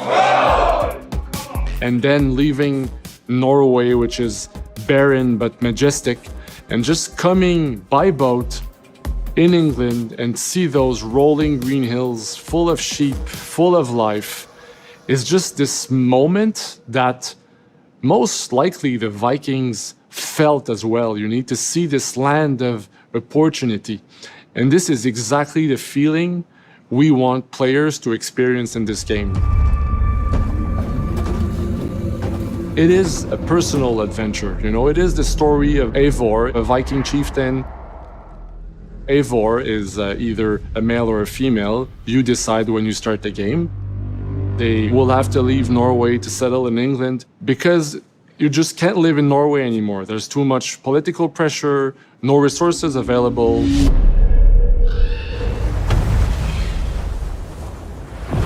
Obviously, in England, it's full of Anglo-Saxons and other people, and they don't really want you there. So you will have to fight your way there to kind of build your own settlement and see your clan prosper. Vikings were brutal warriors. Shields! And the fact that they were mastering a lot of weapons coming from the medieval times really inspired us to kind of revamp the fight system, to leverage the brutality and the intensity of Viking combat. Vikings were not only fighting face-to-face, they were masters of stealth and deception when needed. They used basically any sort of tactics they could use to win the battle. So we want to portray the full range of combat that you can imagine coming from the Vikings.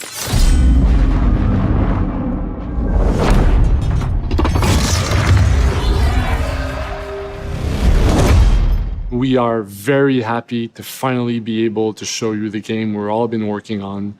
So please enjoy this deep dive into Assassin's Creed Valhalla.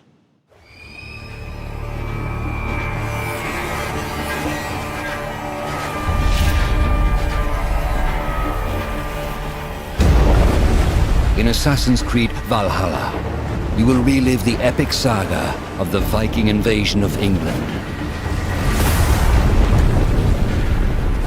You play as Eivor, a Viking from Norway, who will lead his or her battle-hardened warriors across the North Sea to the British Isles. Eivor is driven by an ambitious goal, to build a thriving Norse settlement in a hostile land. For the good of our clan, it is time we go a Viking. Today we raid, that tomorrow we may build. England is a dark age tangle of broken kingdoms and warring dynasties, a land of opportunity and riches. As you prowl England's rivers by longship, you may raid locations you spot from the shoreline. Ground your ship and blow your horn to lead your raiding crew into battle.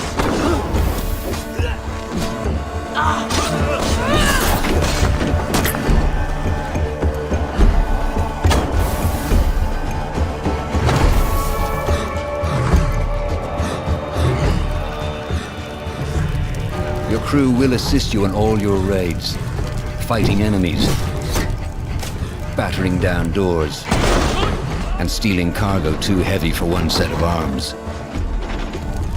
Whatever riches and resources you pillage may be used to develop your settlement, giving you access to useful services, better tools, and new settlers. At the heart of your settlement is the Alliance map. It will serve as a record of the allies you have made, and a guide for future opportunities. The Viking Age was a time of warriors and legends. In Valhalla, you will find the largest variety of enemies ever assembled in an Assassin's Creed game. Every archetype offers a unique challenge. Some will coordinate with their allies for special attacks, while others will use nearby objects to their advantage, including the bodies of fallen warriors. To face these attacks, you must find and exploit your opponent's weaknesses to gain the upper hand. Take the fight to your foes with a host of brutal new combat abilities. Snare them with the Viking harpoon. Pummel them with throwing axes. Incapacitate them with the new stun system to keep them at a distance, or finish them off. Dual wield any two weapons you wish to unleash a deadly combination of attacks. Customize your fighting style as you see fit, and become a legendary Viking warrior.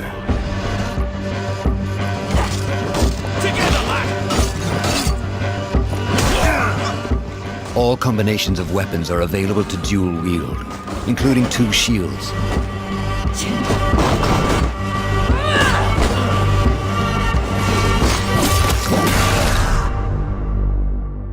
Not all situations call for violence. In this new land, a Viking must find a way to adapt. As Eivor is not welcome in England, you may need to outsmart your enemies, avoiding unwanted attention in towns and bustling cities. Use Eivor's hood and cloak to blend with crowds, and slip past watchful eyes, an unseen hunter among the people.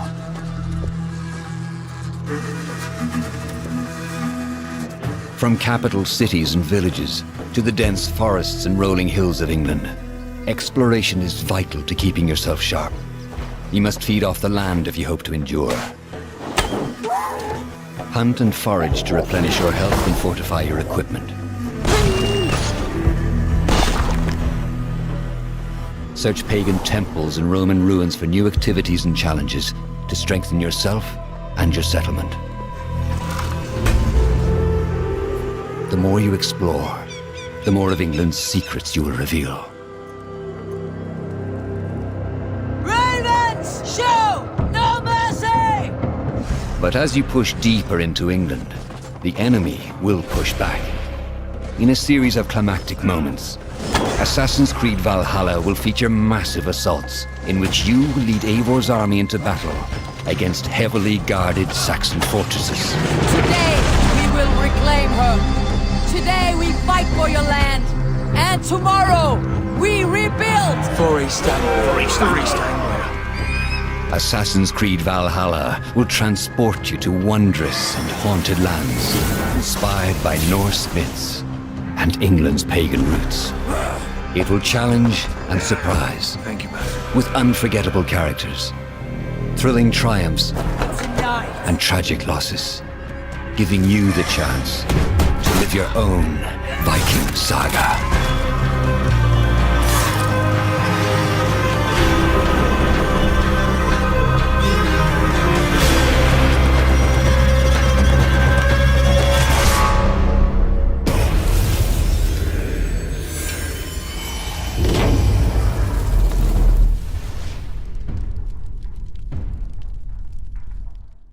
Ninth Century England is truly unlike anything the franchise has seen before.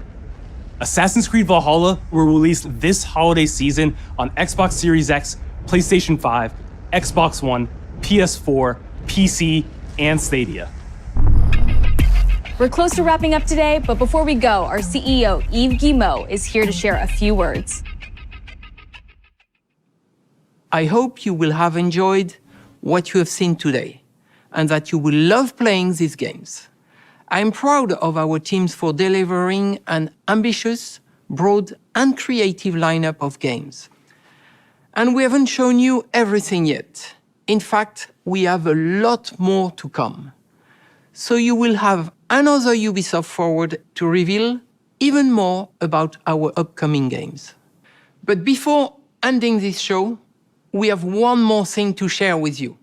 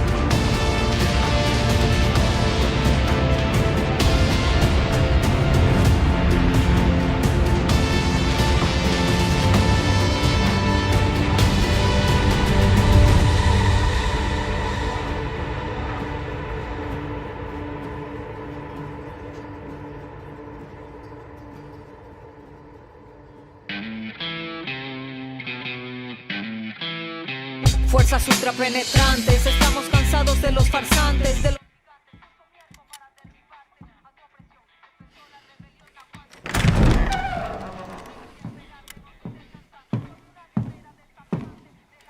It's beautiful, amigo. Perfect, but useless. I have something for you, Diego. Give me your hands. Papa. Now, the grenade is simple. It has 4 basic parts. The shell, which contains the explosive, the fuse, the handle, and of course, the pin. What are you doing? Breathe, Diego. Breathe. The pin simply holds the handle in place. It is only when you let go that this grenade goes boom.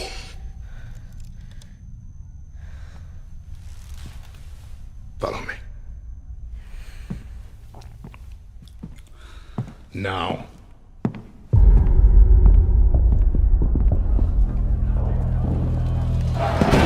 I am El Presidente, which means that someday you will be El Presidente. And our people, they do not know how to be happy. They are torn apart by opinions, noise, indecision, strangled by their own freedoms. And even if you have love in your heart, even if you want what's best for them, if you only want to save them from themselves,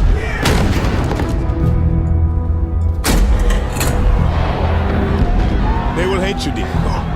Everything you say, do, believe, will be wrong.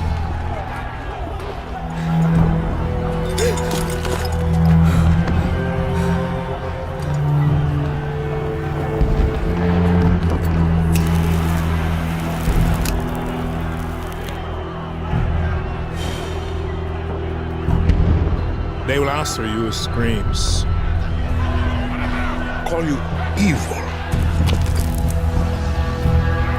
a monster, and give you this. So you tell me, are you evil? Are you a monster?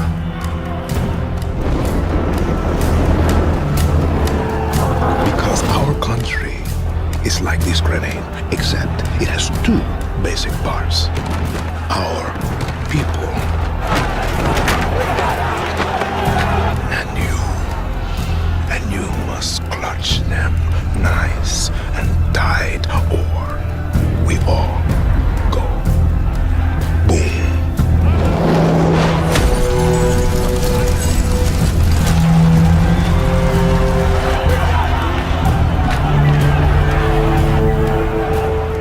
Understand now. Prove it.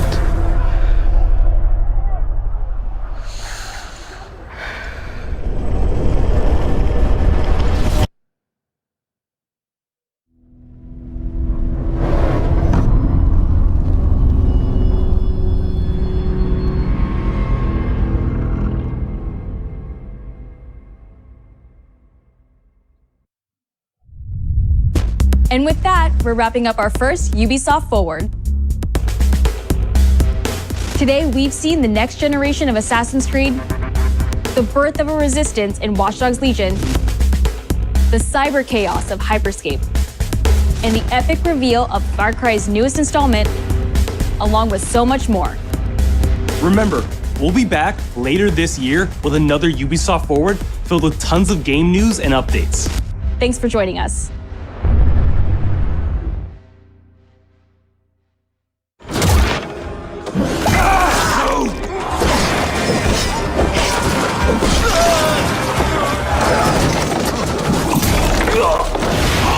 Hey everyone, welcome to the Ubisoft Forward post show. My name is Yusuf Magid, and this is Assassin's Creed Valhalla. We're going to take a deep dive into about 30 minutes of gameplay, and we're joined by a very special guest here. Hey everyone, this is Philippe Bergeron, otherwise known as Fizz. I am the quest director on Assassin's Creed Valhalla. So Fizz, we're setting up here for what looks like an epic encounter. Tell us exactly what's going on here. Yeah, so here we're midway through the quest that we're showing for UB Forward. Here we're looking at the assault of Berg Castle. So these are big moments that usually sort of culminate at the end of the story. And so here Eivor, or Viking Raider, is taking a group of raiders and Fyrds into Berg Castle to go and take down Rued and his clan. So who exactly is Rued, and why does Eivor sort of want to pick a fight with him? Basically, Rued comes into play about halfway through this story arc, where at the beginning of the arc, this is something that happens before, Rued basically caused a lot of turmoil within the territory, and Oswald, who's the sort of elderman to inherit this territory, needs your help to take him down.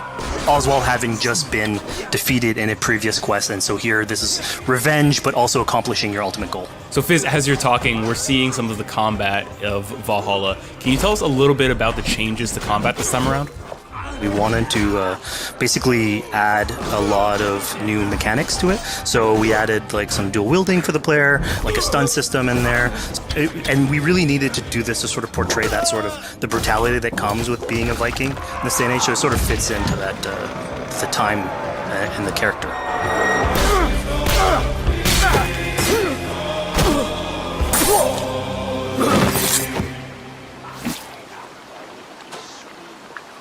Oswald. He lives. Oswald lives! Eivor, is that you? Shut your ass, twig spine. Here, Eivor has taken her entire army through the assault, and finally it's revealed that our Elderman, our ally, Oswald, is still alive, and Rued has him captive. So this is what it comes to, Wolfkist? 2 Danes fighting over a filthy Saxon whoreson? If this swine is your prize, come and get him! So now that we've seen that Oswald is alive, we have Rued within our sights. What's the next step here? So the next move for Eivor is to finally face off against Rued. She has her allies, they can take care of the rest of the army. Now it's time to go one-on-one against Rued in one of our boss battles, actually. Your battle is not yet won, Oswald. And it's worth pointing out, actually, that here what we're showing is the player going and facing off against Rued aggressively, but we tend to always have to support a 360-degree approach in these things. So the player could have approached this a little bit more stealthily and gotten at least like a good critical hit on either Rued or his wolf, and so you can play this a little bit more strategically if that's your playstyle. So we're not only fighting Rued here, but also his pet wolf, right?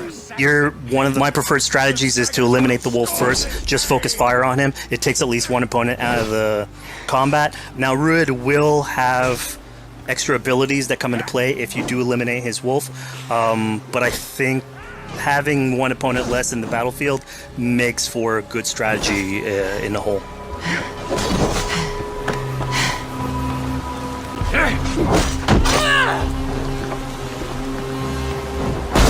Your efforts. Only the cold dark of Niflheim awaits you. Valhalla is my destiny. That fate will not be met today. Riders, they should be roomed, Wolf-kissed. Made thralls, not treated as equals. We are better than this. Than all of them. Do not drag me down to the sewage you wallow in. Just a Dane fight tooth and nail for a Saxon. You'd throw in with these wastrels? These arrogant swine? Eivor, no! He should be tried before God, a lawful assembly. All right, so we've defeated Rued, we freed Oswald. What comes next? Oswald, in this case, prefers for Rued to be kept alive, and so you basically have to choose, are you going to go against his wishes or stay true to your nature? So we have this choice to make, but before we get into that, I want to rewind a little bit because we just did this big, grand assault, but Eivor couldn't have done it alone. She clearly had to recruit some folks along the way, get some troops, get some allies. So let's actually rewind and see how we went about first gathering those troops. Right, so when coming up to an assault, it's a game of numbers. Eivor can go into pretty much any location and be a stealthy Viking, eliminating some of the assets, which ultimately would be a strategy. You can do that, and you'll have some of the ingredients or of the assets there that will have been sabotaged, but you still need an army. So here what we're seeing is Eivor going around the countryside and raising what we call a fyrd, which is the men and the women of the territory who come up and fight in the name of a king. So here Eivor is going around and trying to convince people to fight in the name of Oswald to finally take down the oppressor that is Rued. Defending East Anglia, defending you. Will you not do the same? What? Die in defense of a lost cause? Yeah, so she's really using like the image and like the leadership that Oswald had, what he meant to the people in his name. She's going to recruit these people. Pretty words, Dane. But the men of Theovard have their own battles to fight. So we're told by this Reeve that there are troops, there are allies that he could add to our cause. But first, we sort of need to do him a favor. Is that right? Yeah, so obviously these people have been run down by Rued and the impact he's had on the territory. So I think a lot of these people have sort of lost hope. And so you need to show them that there is hope. And so here Eivor is basically helping them take back one of their prized locations by taking a couple men and raiding a nearby township, basically taking it back for the people and showing that there's a reason to continue fighting and then get them on your side.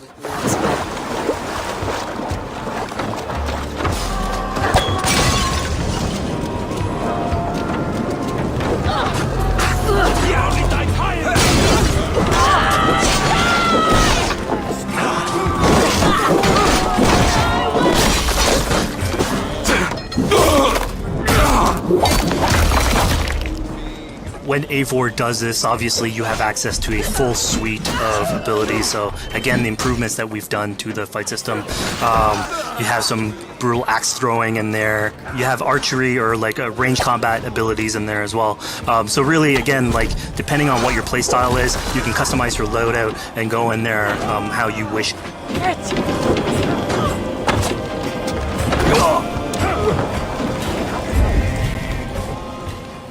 Fizz, we just saw this giant pulse go out. What exactly was that? So that is what we call the Odin sight. The Odin sight is basically our interpretation of the eagle vision from previous games, and we thought it was good to sort of bring that back. It's basically Eivor's intuition. It's how she perceives the world. When the player uses that, it'll highlight basically interactive objects, like things that will bring her an advantage. So we'll have arrows, like health consumables that are in there. So it really is like a good way of sort of understanding the world and showing you like things that you can go and touch.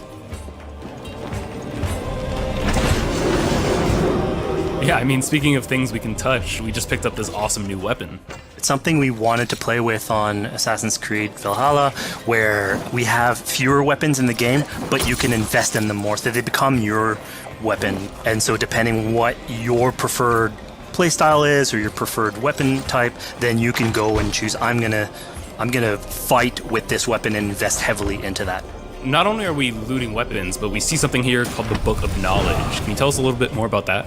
They unlock skills for the player. So here you can see the Valkyrie dive that has just been unlocked. We have these spread out throughout the world. So again, to promote exploration and discovery. As you travel through the world and you explore locations, you can find these books that will add abilities that you can go and invest in, put into your loadout, then go into the different locations or the different quests in the game and use those depending on what your playstyle is. Now we've recaptured this village, we've secured more troops for our assault. Let's jump back now and figure out what we want to do with Rued. The rightful king of East Anglia has spared your life today, and so it will be.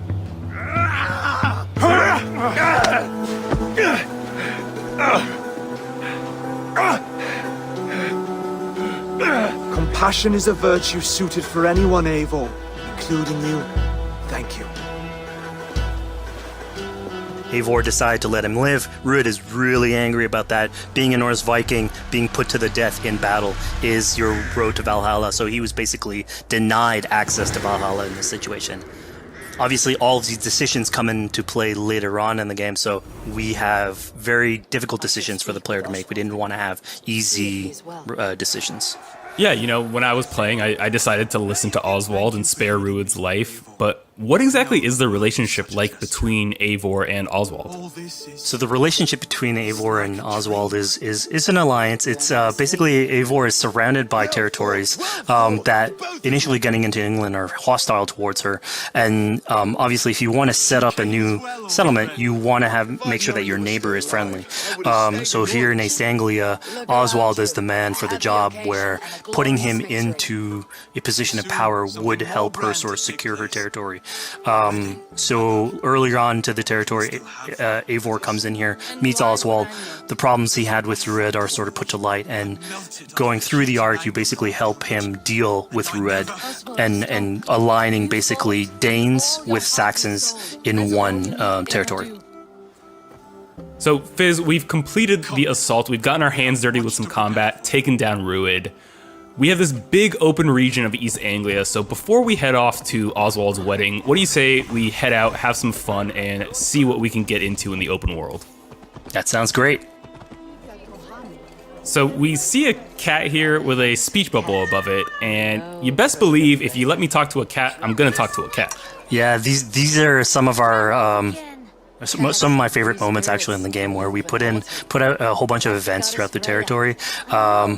And it sort of rewards, again, exploration, going around. It's a chance for us also to sort of showcase a different side of Eivor. A lot of the quests sort of deal more with like politics and warfare, and this shows a slightly more human nature to her, so it permits us to explore that character a little bit more. And so here, basically, like you're trying to help a kid with his cat, and ultimately get that cat to sort of join your crew as a cat raider. You just said cat raider way too casually. You're telling me I could have a cat Viking raider on my longship? That's exactly what I'm telling you. Oh my god, yes, I love it. Perfect. So yeah, as you're riding around the rivers of England, you would see a cat basically walking around your longship, keeping your Viking raiders company. You know, speaking of the Viking longship, we're seeing some of that gameplay here now. Can you talk a little bit about how that works and functions in Valhalla? Yeah, so starting out on this project, I think the Viking longship is one of the biggest images that we all have when we think about Vikings in our game. And so Vikings had this awesome design for longship that had a very shallow hull, so it permitted them to go very far inland very quickly, and you could basically disembark Viking raiders like on pretty much any shore. We added that into the game where you can basically sail up to any location and then just decide to disembark with your guys and raid a location, loot all its treasure, get back in the ship, and then continue sailing down the river to your next opportunity. So I know past Assassin's Creed games allowed for songs and things like that to be sung on ships. Will Valhalla have a similar version of that? Yeah, so this is something we actually wanted the crew of your ship to become like your home away from home.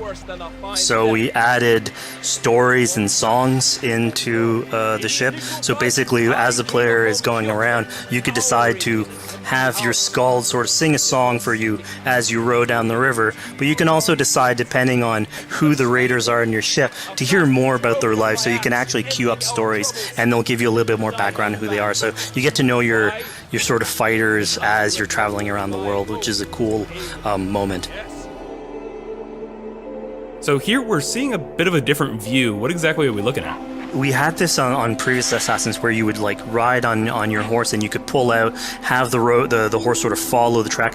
We have a similar thing for the ship, where you can put up your sails. It's cruise control for the ship, so you can pull back, take in the scenery, listen to some songs or some stories, and just take it all in.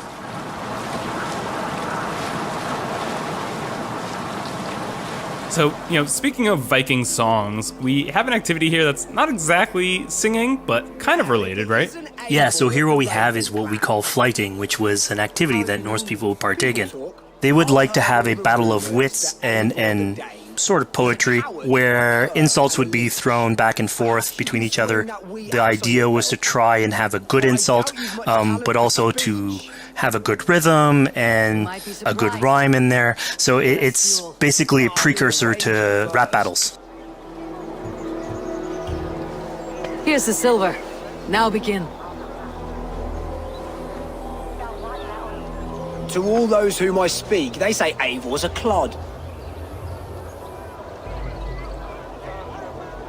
Then you're speaking to fools and their knowledge is flawed. Well... How exactly do you go about being successful in one of these? The trick behind a good flight was to choose the right insult, identifying the right cadence, and then trying to find what rhymed the best. I'm known for my might. Interesting. Silent whispers all claim that you're terribly dense.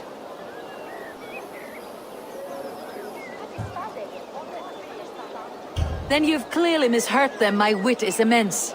Oh, you looked out with that one. Well, what a surprise. Eivor of the Raven clan is a true talent. I'm shocked. Don't believe everything you hear, unless it touches on my flighting. Then heed every word. Take the coin. So now that we've proven our sharp tongue and wit, I think it's time for a bit more relaxing activity. So we're fishing here. Yeah, that's it. So we gave Eivor a fishing line, so you can actually throw out a line and go catch some fish.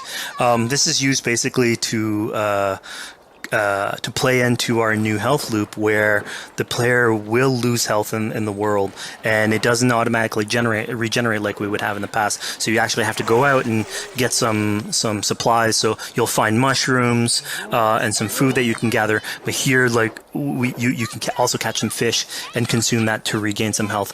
We also will sometimes have it in certain quests. So it's a good way to sort of chill out on the side of the water and just, again, take it all in.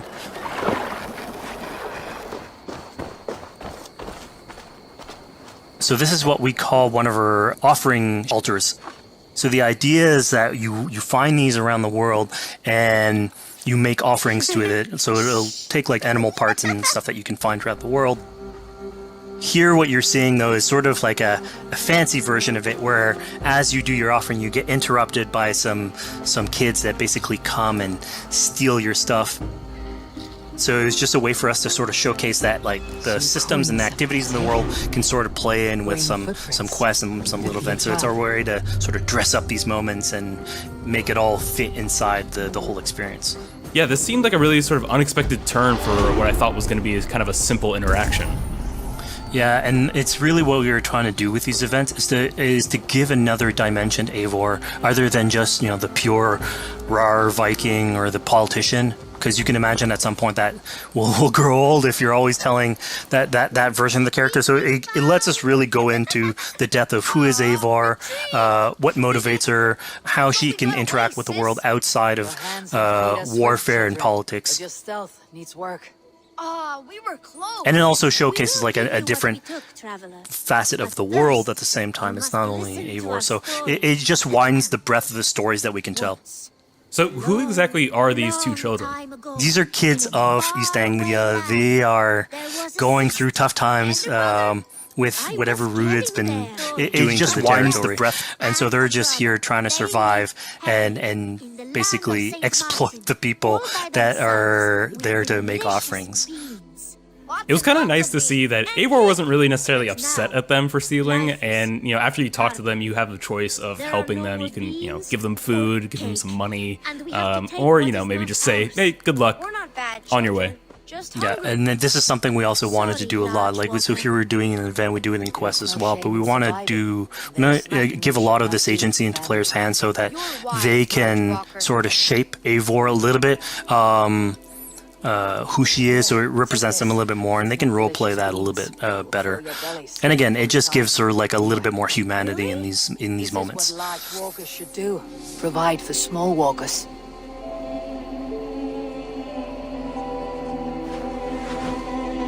Here, large walker. A necklace? Yes, it's a St. Martin seal. You're welcome here anytime, large walker. You're one of us now. Visit us, okay? I will. Take care now, small green walkers. So I think AC veterans might recognize this here, but what exactly is Eivor chasing down? Yeah, so here you're seeing Eivor running down one of our tattoo images. So this is challenging the player on free run abilities, but also for fans of the series, sort of pulling at their heartstrings for some beloved features. So are we going to be able to tattoo Eivor? Yes. By collecting these tattoos, you actually bring them back to your settlement, and then you can customize different body parts, having different tattoos everywhere. So again, another form of expression, and it's sort of to represent that Viking culture. Fizz, one of my favorite things when I was just out there exploring East Anglia was coming upon a house or a building and realizing that there was a chest inside, but that there was no easy way in. And in this case, I saw all the doors were barred, but I knew that because there was a chest in there must have been some way to get inside. So I went around the back and, found a way in. Yeah, I'm glad you actually caught on to that. You're pointing at something that we wanted to work on a lot on Valhalla, where we wanted the exploration to make you feel smarter. So we played a lot with puzzle solving. So making sure that every house that you find sort of appeals to you, like it draws your attention, and then when you want to come and explore, it's not given to you. You still have to work for it a little bit. So it'll challenge you on your observation skills, logic, just trying to find how do I get into this. So we play a lot with level design, quest design to offer challenges to players, and you basically come out of it like with a better feeling for the exploration, but you also get to see more of a story behind any of these locations, which we've crafted. So it gave us a little bit more time to sort of slow down the experience and tell a different version of a story.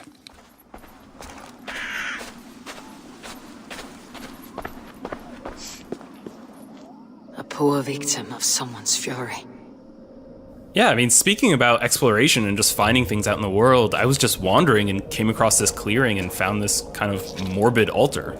Yeah, so this is one of our bigger events that we have scattered in the world.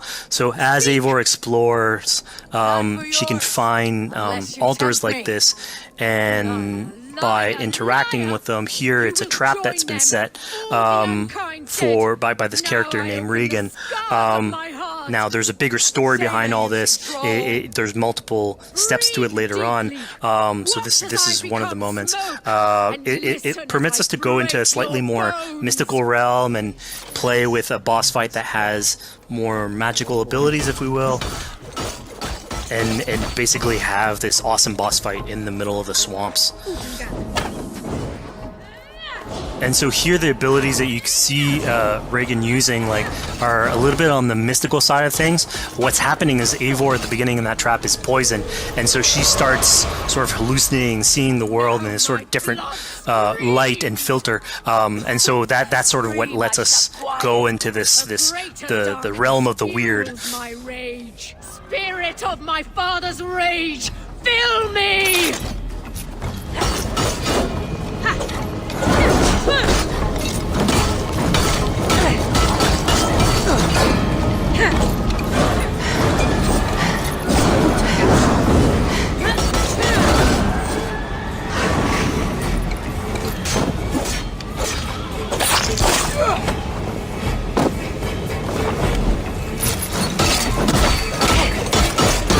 Enough of this cracking and bloodshed.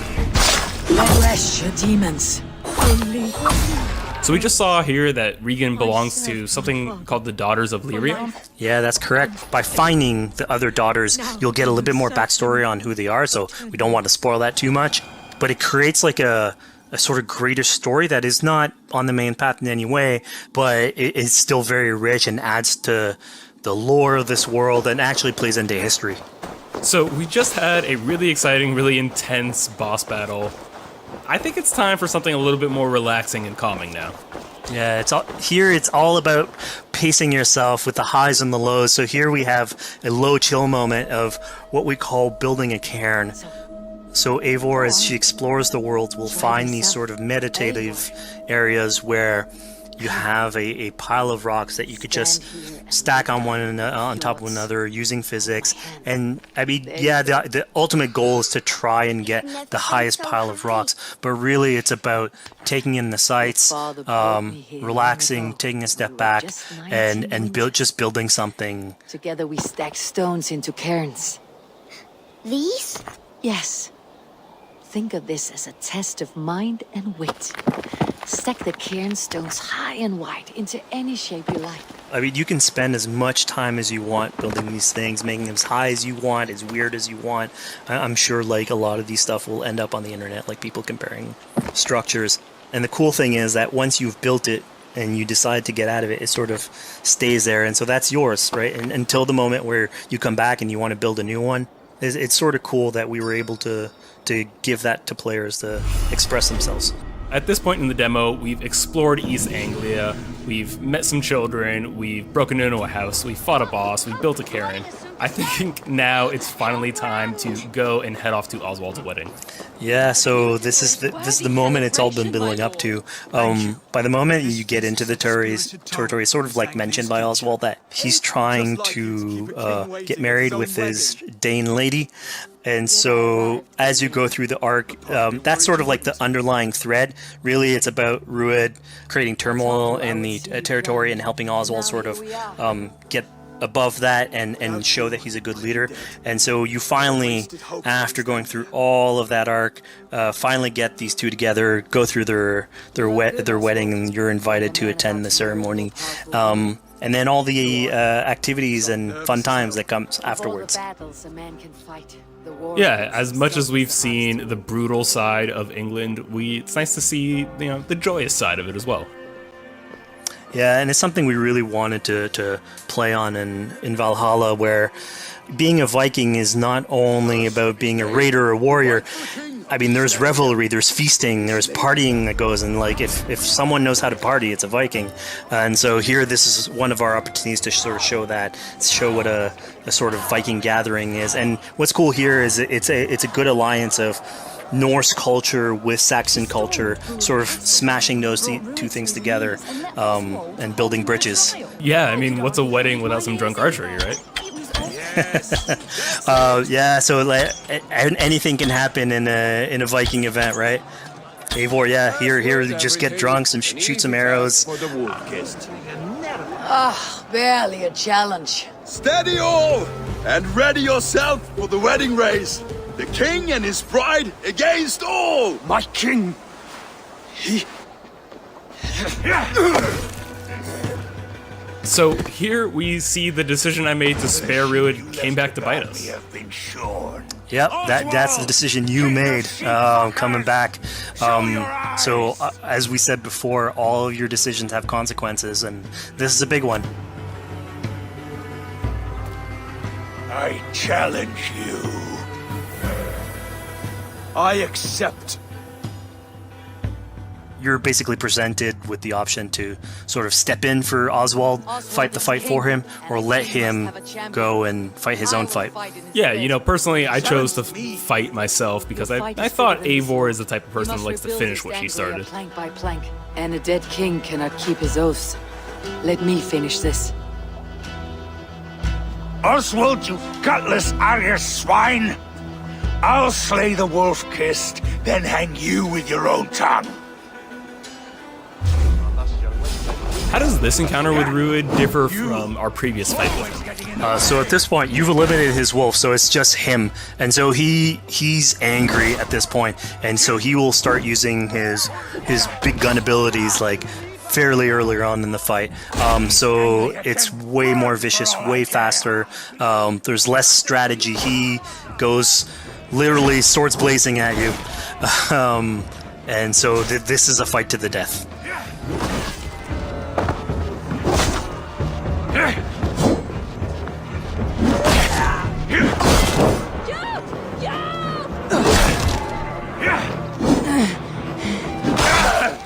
And of course here, like, this is the decision you made to go and fight him, but there's multiple outcomes to this scenario. You could have let Oswald fight his own fight and prove basically his station as the rightful leader. If you had eliminated Rued, obviously this would not have happened. It would have been a slightly more joyous occasion. But ultimately, in all scenarios, you still have an alliance with Oswald. He's proven to be the right leader for this territory and to be a good ally for you. A great service. I promised you an alliance, and now you have it. And one day I will need you to make good on that alliance. So we're about to take off from the wedding, but Eivor decides it's a good idea to check up on her friend Finner. Yeah, so Finner is probably one of the more recurring characters in this arc. You get to meet him very early. He's a very endearing character, sort of used to have a Viking life, sort of misses it, and going through all these adventures together is sort of like lights that fire back, and so he's willing to join you in your raiders. So he's one of many raiders that you'll encounter in the game, and you can sort of recruit, bring back home, and then have them sort of join you on your adventures on Longship. He can tell you these stories that we're telling you about. You get to know a little bit more about him. So again, it's a fun way to sort of discover more about these characters that you meet and bring them along for adventures. Together. I'll gather my things. Well, folks, we've come to the end of our Assassin's Creed Valhalla playthrough. Fizz, thank you so much for joining us. When and where can people play it? Assassin's Creed Valhalla will be out on Xbox Series X and PlayStation 5, and is coming to Xbox One, PlayStation 4, PC, and Stadia on November 17th.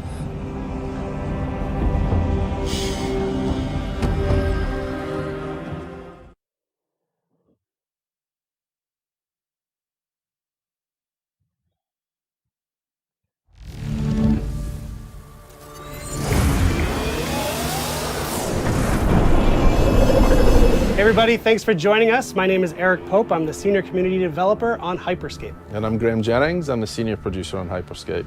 Hyperscape's now in its open beta phase, so you can go to Uplay and download it directly. So a little while back, we recorded a match for you so we could walk through it moment to moment, explain what's going on throughout a match of Hyperscape. There's a lot going on with hacks, guns, the gameplay. So Graham and I are gonna walk you through it right now, and I hope you'll enjoy it. So at the start now, you'll see the insertion phase. There's the three of them in the squad, so they're trying to decide on where they want to go. It looks like Helios, which is one of the landmarks, is going to be one of the choices. So all the places we're seeing on the map right now with like a name above it, that tends to be a higher loot area, would you say? For one of the big yellow letter ones like this one, this is one of the landmarks. Landmarks tend to have higher density and higher quality loot overall. Which also means most people will be going there, so you might have usually have a few more friends if you go to a landmark. So in this case though, he's gone outside and he's found a supply crate. So he's starting to loot these instead, so he's looking for both hacks and weapons within them. Right, so the looting phase, many folks will be familiar with, but in Hyperscape you do have those supply crates that you may be lucky enough to find. And what's the deal with supply crates? So supply crates are placed around the world, so you'll hear them and then you can go and find them, and then inside them you'll find weapons and hacks. Usually you find slightly better weapons and hacks within them. Here now we've switched, so we're looking at Chimera instead. So he's in the landmark, he's in Helios now, and he's still in the looting phase. But as you can see from the red triangle up there, there's actually some friends, or not friends, in there with him just now. Yeah, so the action gets started, okay, right here. Yeah, so he's one-on-one, he's going with the Mammoth shotgun against someone who's using the heal hack at the minute, which is the red circle you can see. So that player's taking extra health at that point. Which looks like it helped him hold his ground against that mammoth. And I believe it helped him survive at that point. There seems to be a few other players in here just now, so the combat started and elimination's got his first kill.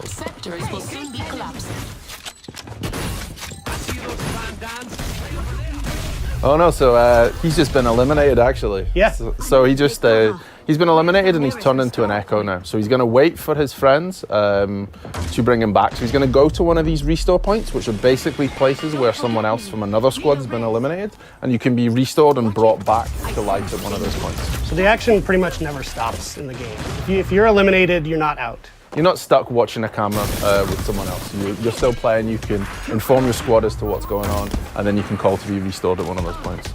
There's plenty of people, like you said, who ended up at Helios at the end. There's at least 3 other squads.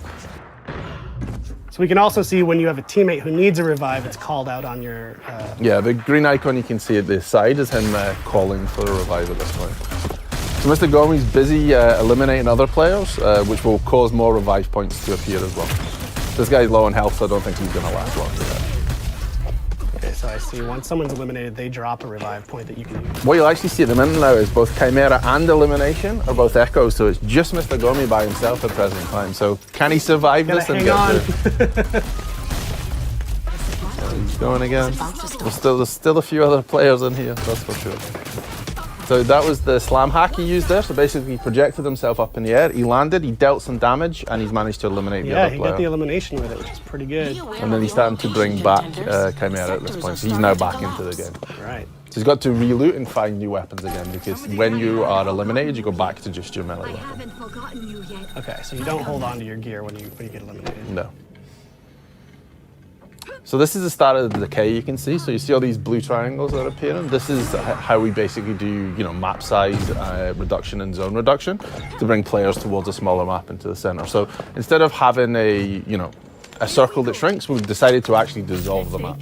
And is it kind of the same? Will you always know which districts are decaying first? You can see from the map when you bring it up what's going, and you'll also see the icon when you turn on the left-hand side of the screen a second ago, which shows you where the safe area to go is. So at the top it will show you sector is closing, and then you've got the little icon of the person running with a distance against it. That tells you where to go to the next safe place.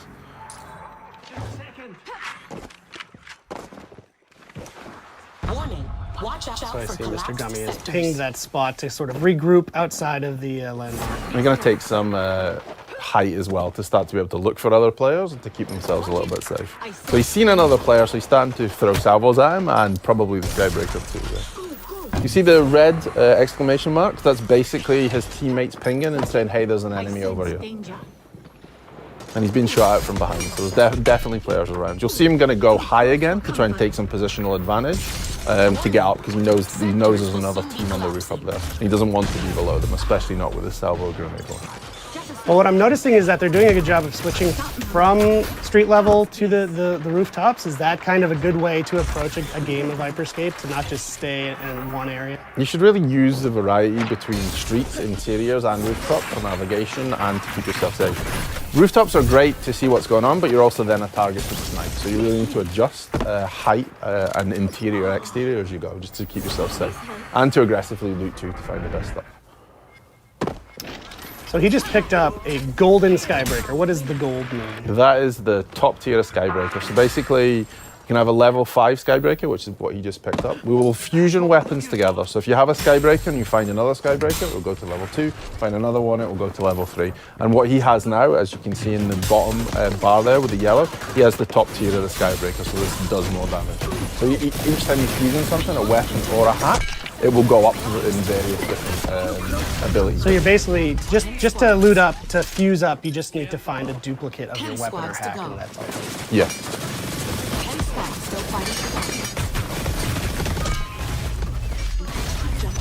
So you'll see though, on the left, when you see the other players' names, you can see that Mr. Gomi has 2 yellow weapons and a yellow hack. So he has 2 fully fused weapons and 1 fully fused hack. And how does healing work in this game? So healing will either work by, I took damage and then I retreated and your health bar will come back up, or if a player has a heal hack, which he actually does at present time, so you'll see that in the bottom it says heal, he can throw that on the ground and then there'll be an AoE of heal, so both you and your teammates can come into it and it will heal you. And enemies cannot heal up in that same AoE? They can't heal up in your AoE, but they could also use the heal hack themselves if they wish. Cool. So you see them now, they're starting to hunt again. I guess I've heard some other players, because you can see them starting to move around, and there's a sense that they're not alone at this point.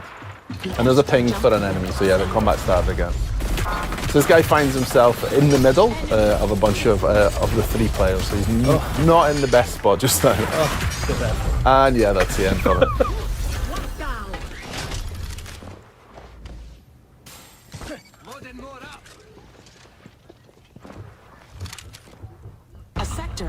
So if you manage to fusion one of his hacks then again. So here you'll see the decay started. The player found himself out in the decay as it was starting. You had no cover left, so you find yourself out in the open, and they eliminated him with a Ripper at that point.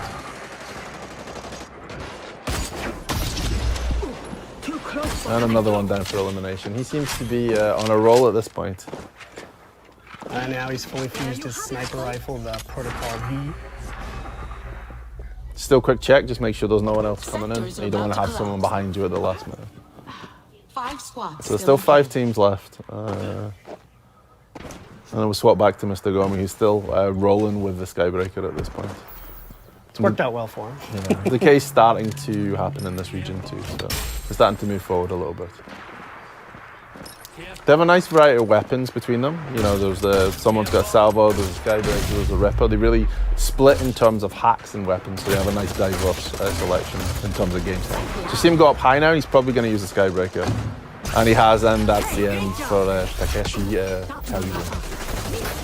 Takeshi Casualing, so now you mentioned that username. You'll notice if you've been watching the feed, the usernames all seem pretty similar in this match. What's the story with that? So this is the feature we call streamer protection. So it allows you to anonymize who's in the game. So this is basically what you can see now. This poor player has managed to find themselves in the corner and tried to hide. Unfortunately, they've been chased in there by someone with a fully fused salvo. So that was kind of the end for them. Dangerous. So they've swapped now and they've gone to the Mammoth instead. So they've swapped out to the shotgun. So it's quick to change your playstyle. You can easily find another weapon you like and you can adjust based on map size, how many players are left. You can continuously adjust.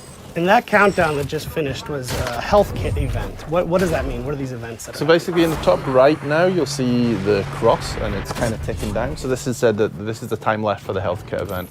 Basically, every match, there will be cards played which change what happens in the match. So this was the health kit event. There's things like low gravity 2, which projects up in the air and you can jump over. And are these just random, or are players triggering these events somehow? So there's two different ways this happens. So there's a game master, Grace, who plays them in this case. Or if there's a streamer in the game, the streamer's viewers will get the chance to vote for which one they want to see. So it'll pop up, there'll be 3 different options, and then whichever gets the highest number of votes will be the one that's played in the game. So viewers are directly impacting the streamers.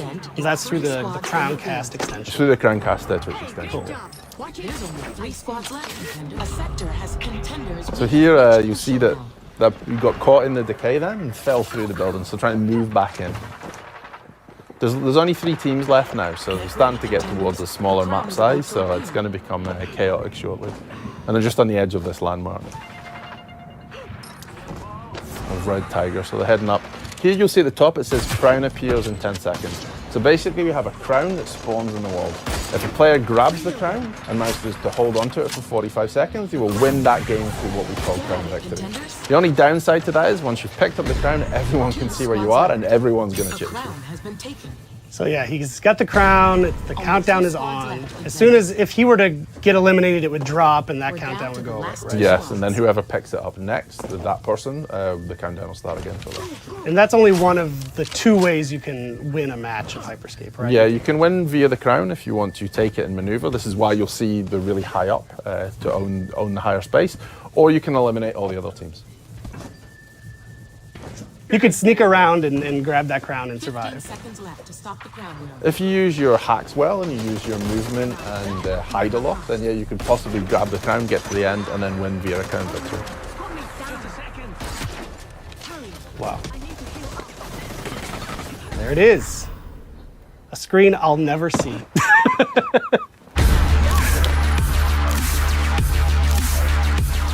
All right, well, that was just one match of the frenetic, fast-paced game, Hyperscape, that we are both very lucky to work on. Thank you for joining us.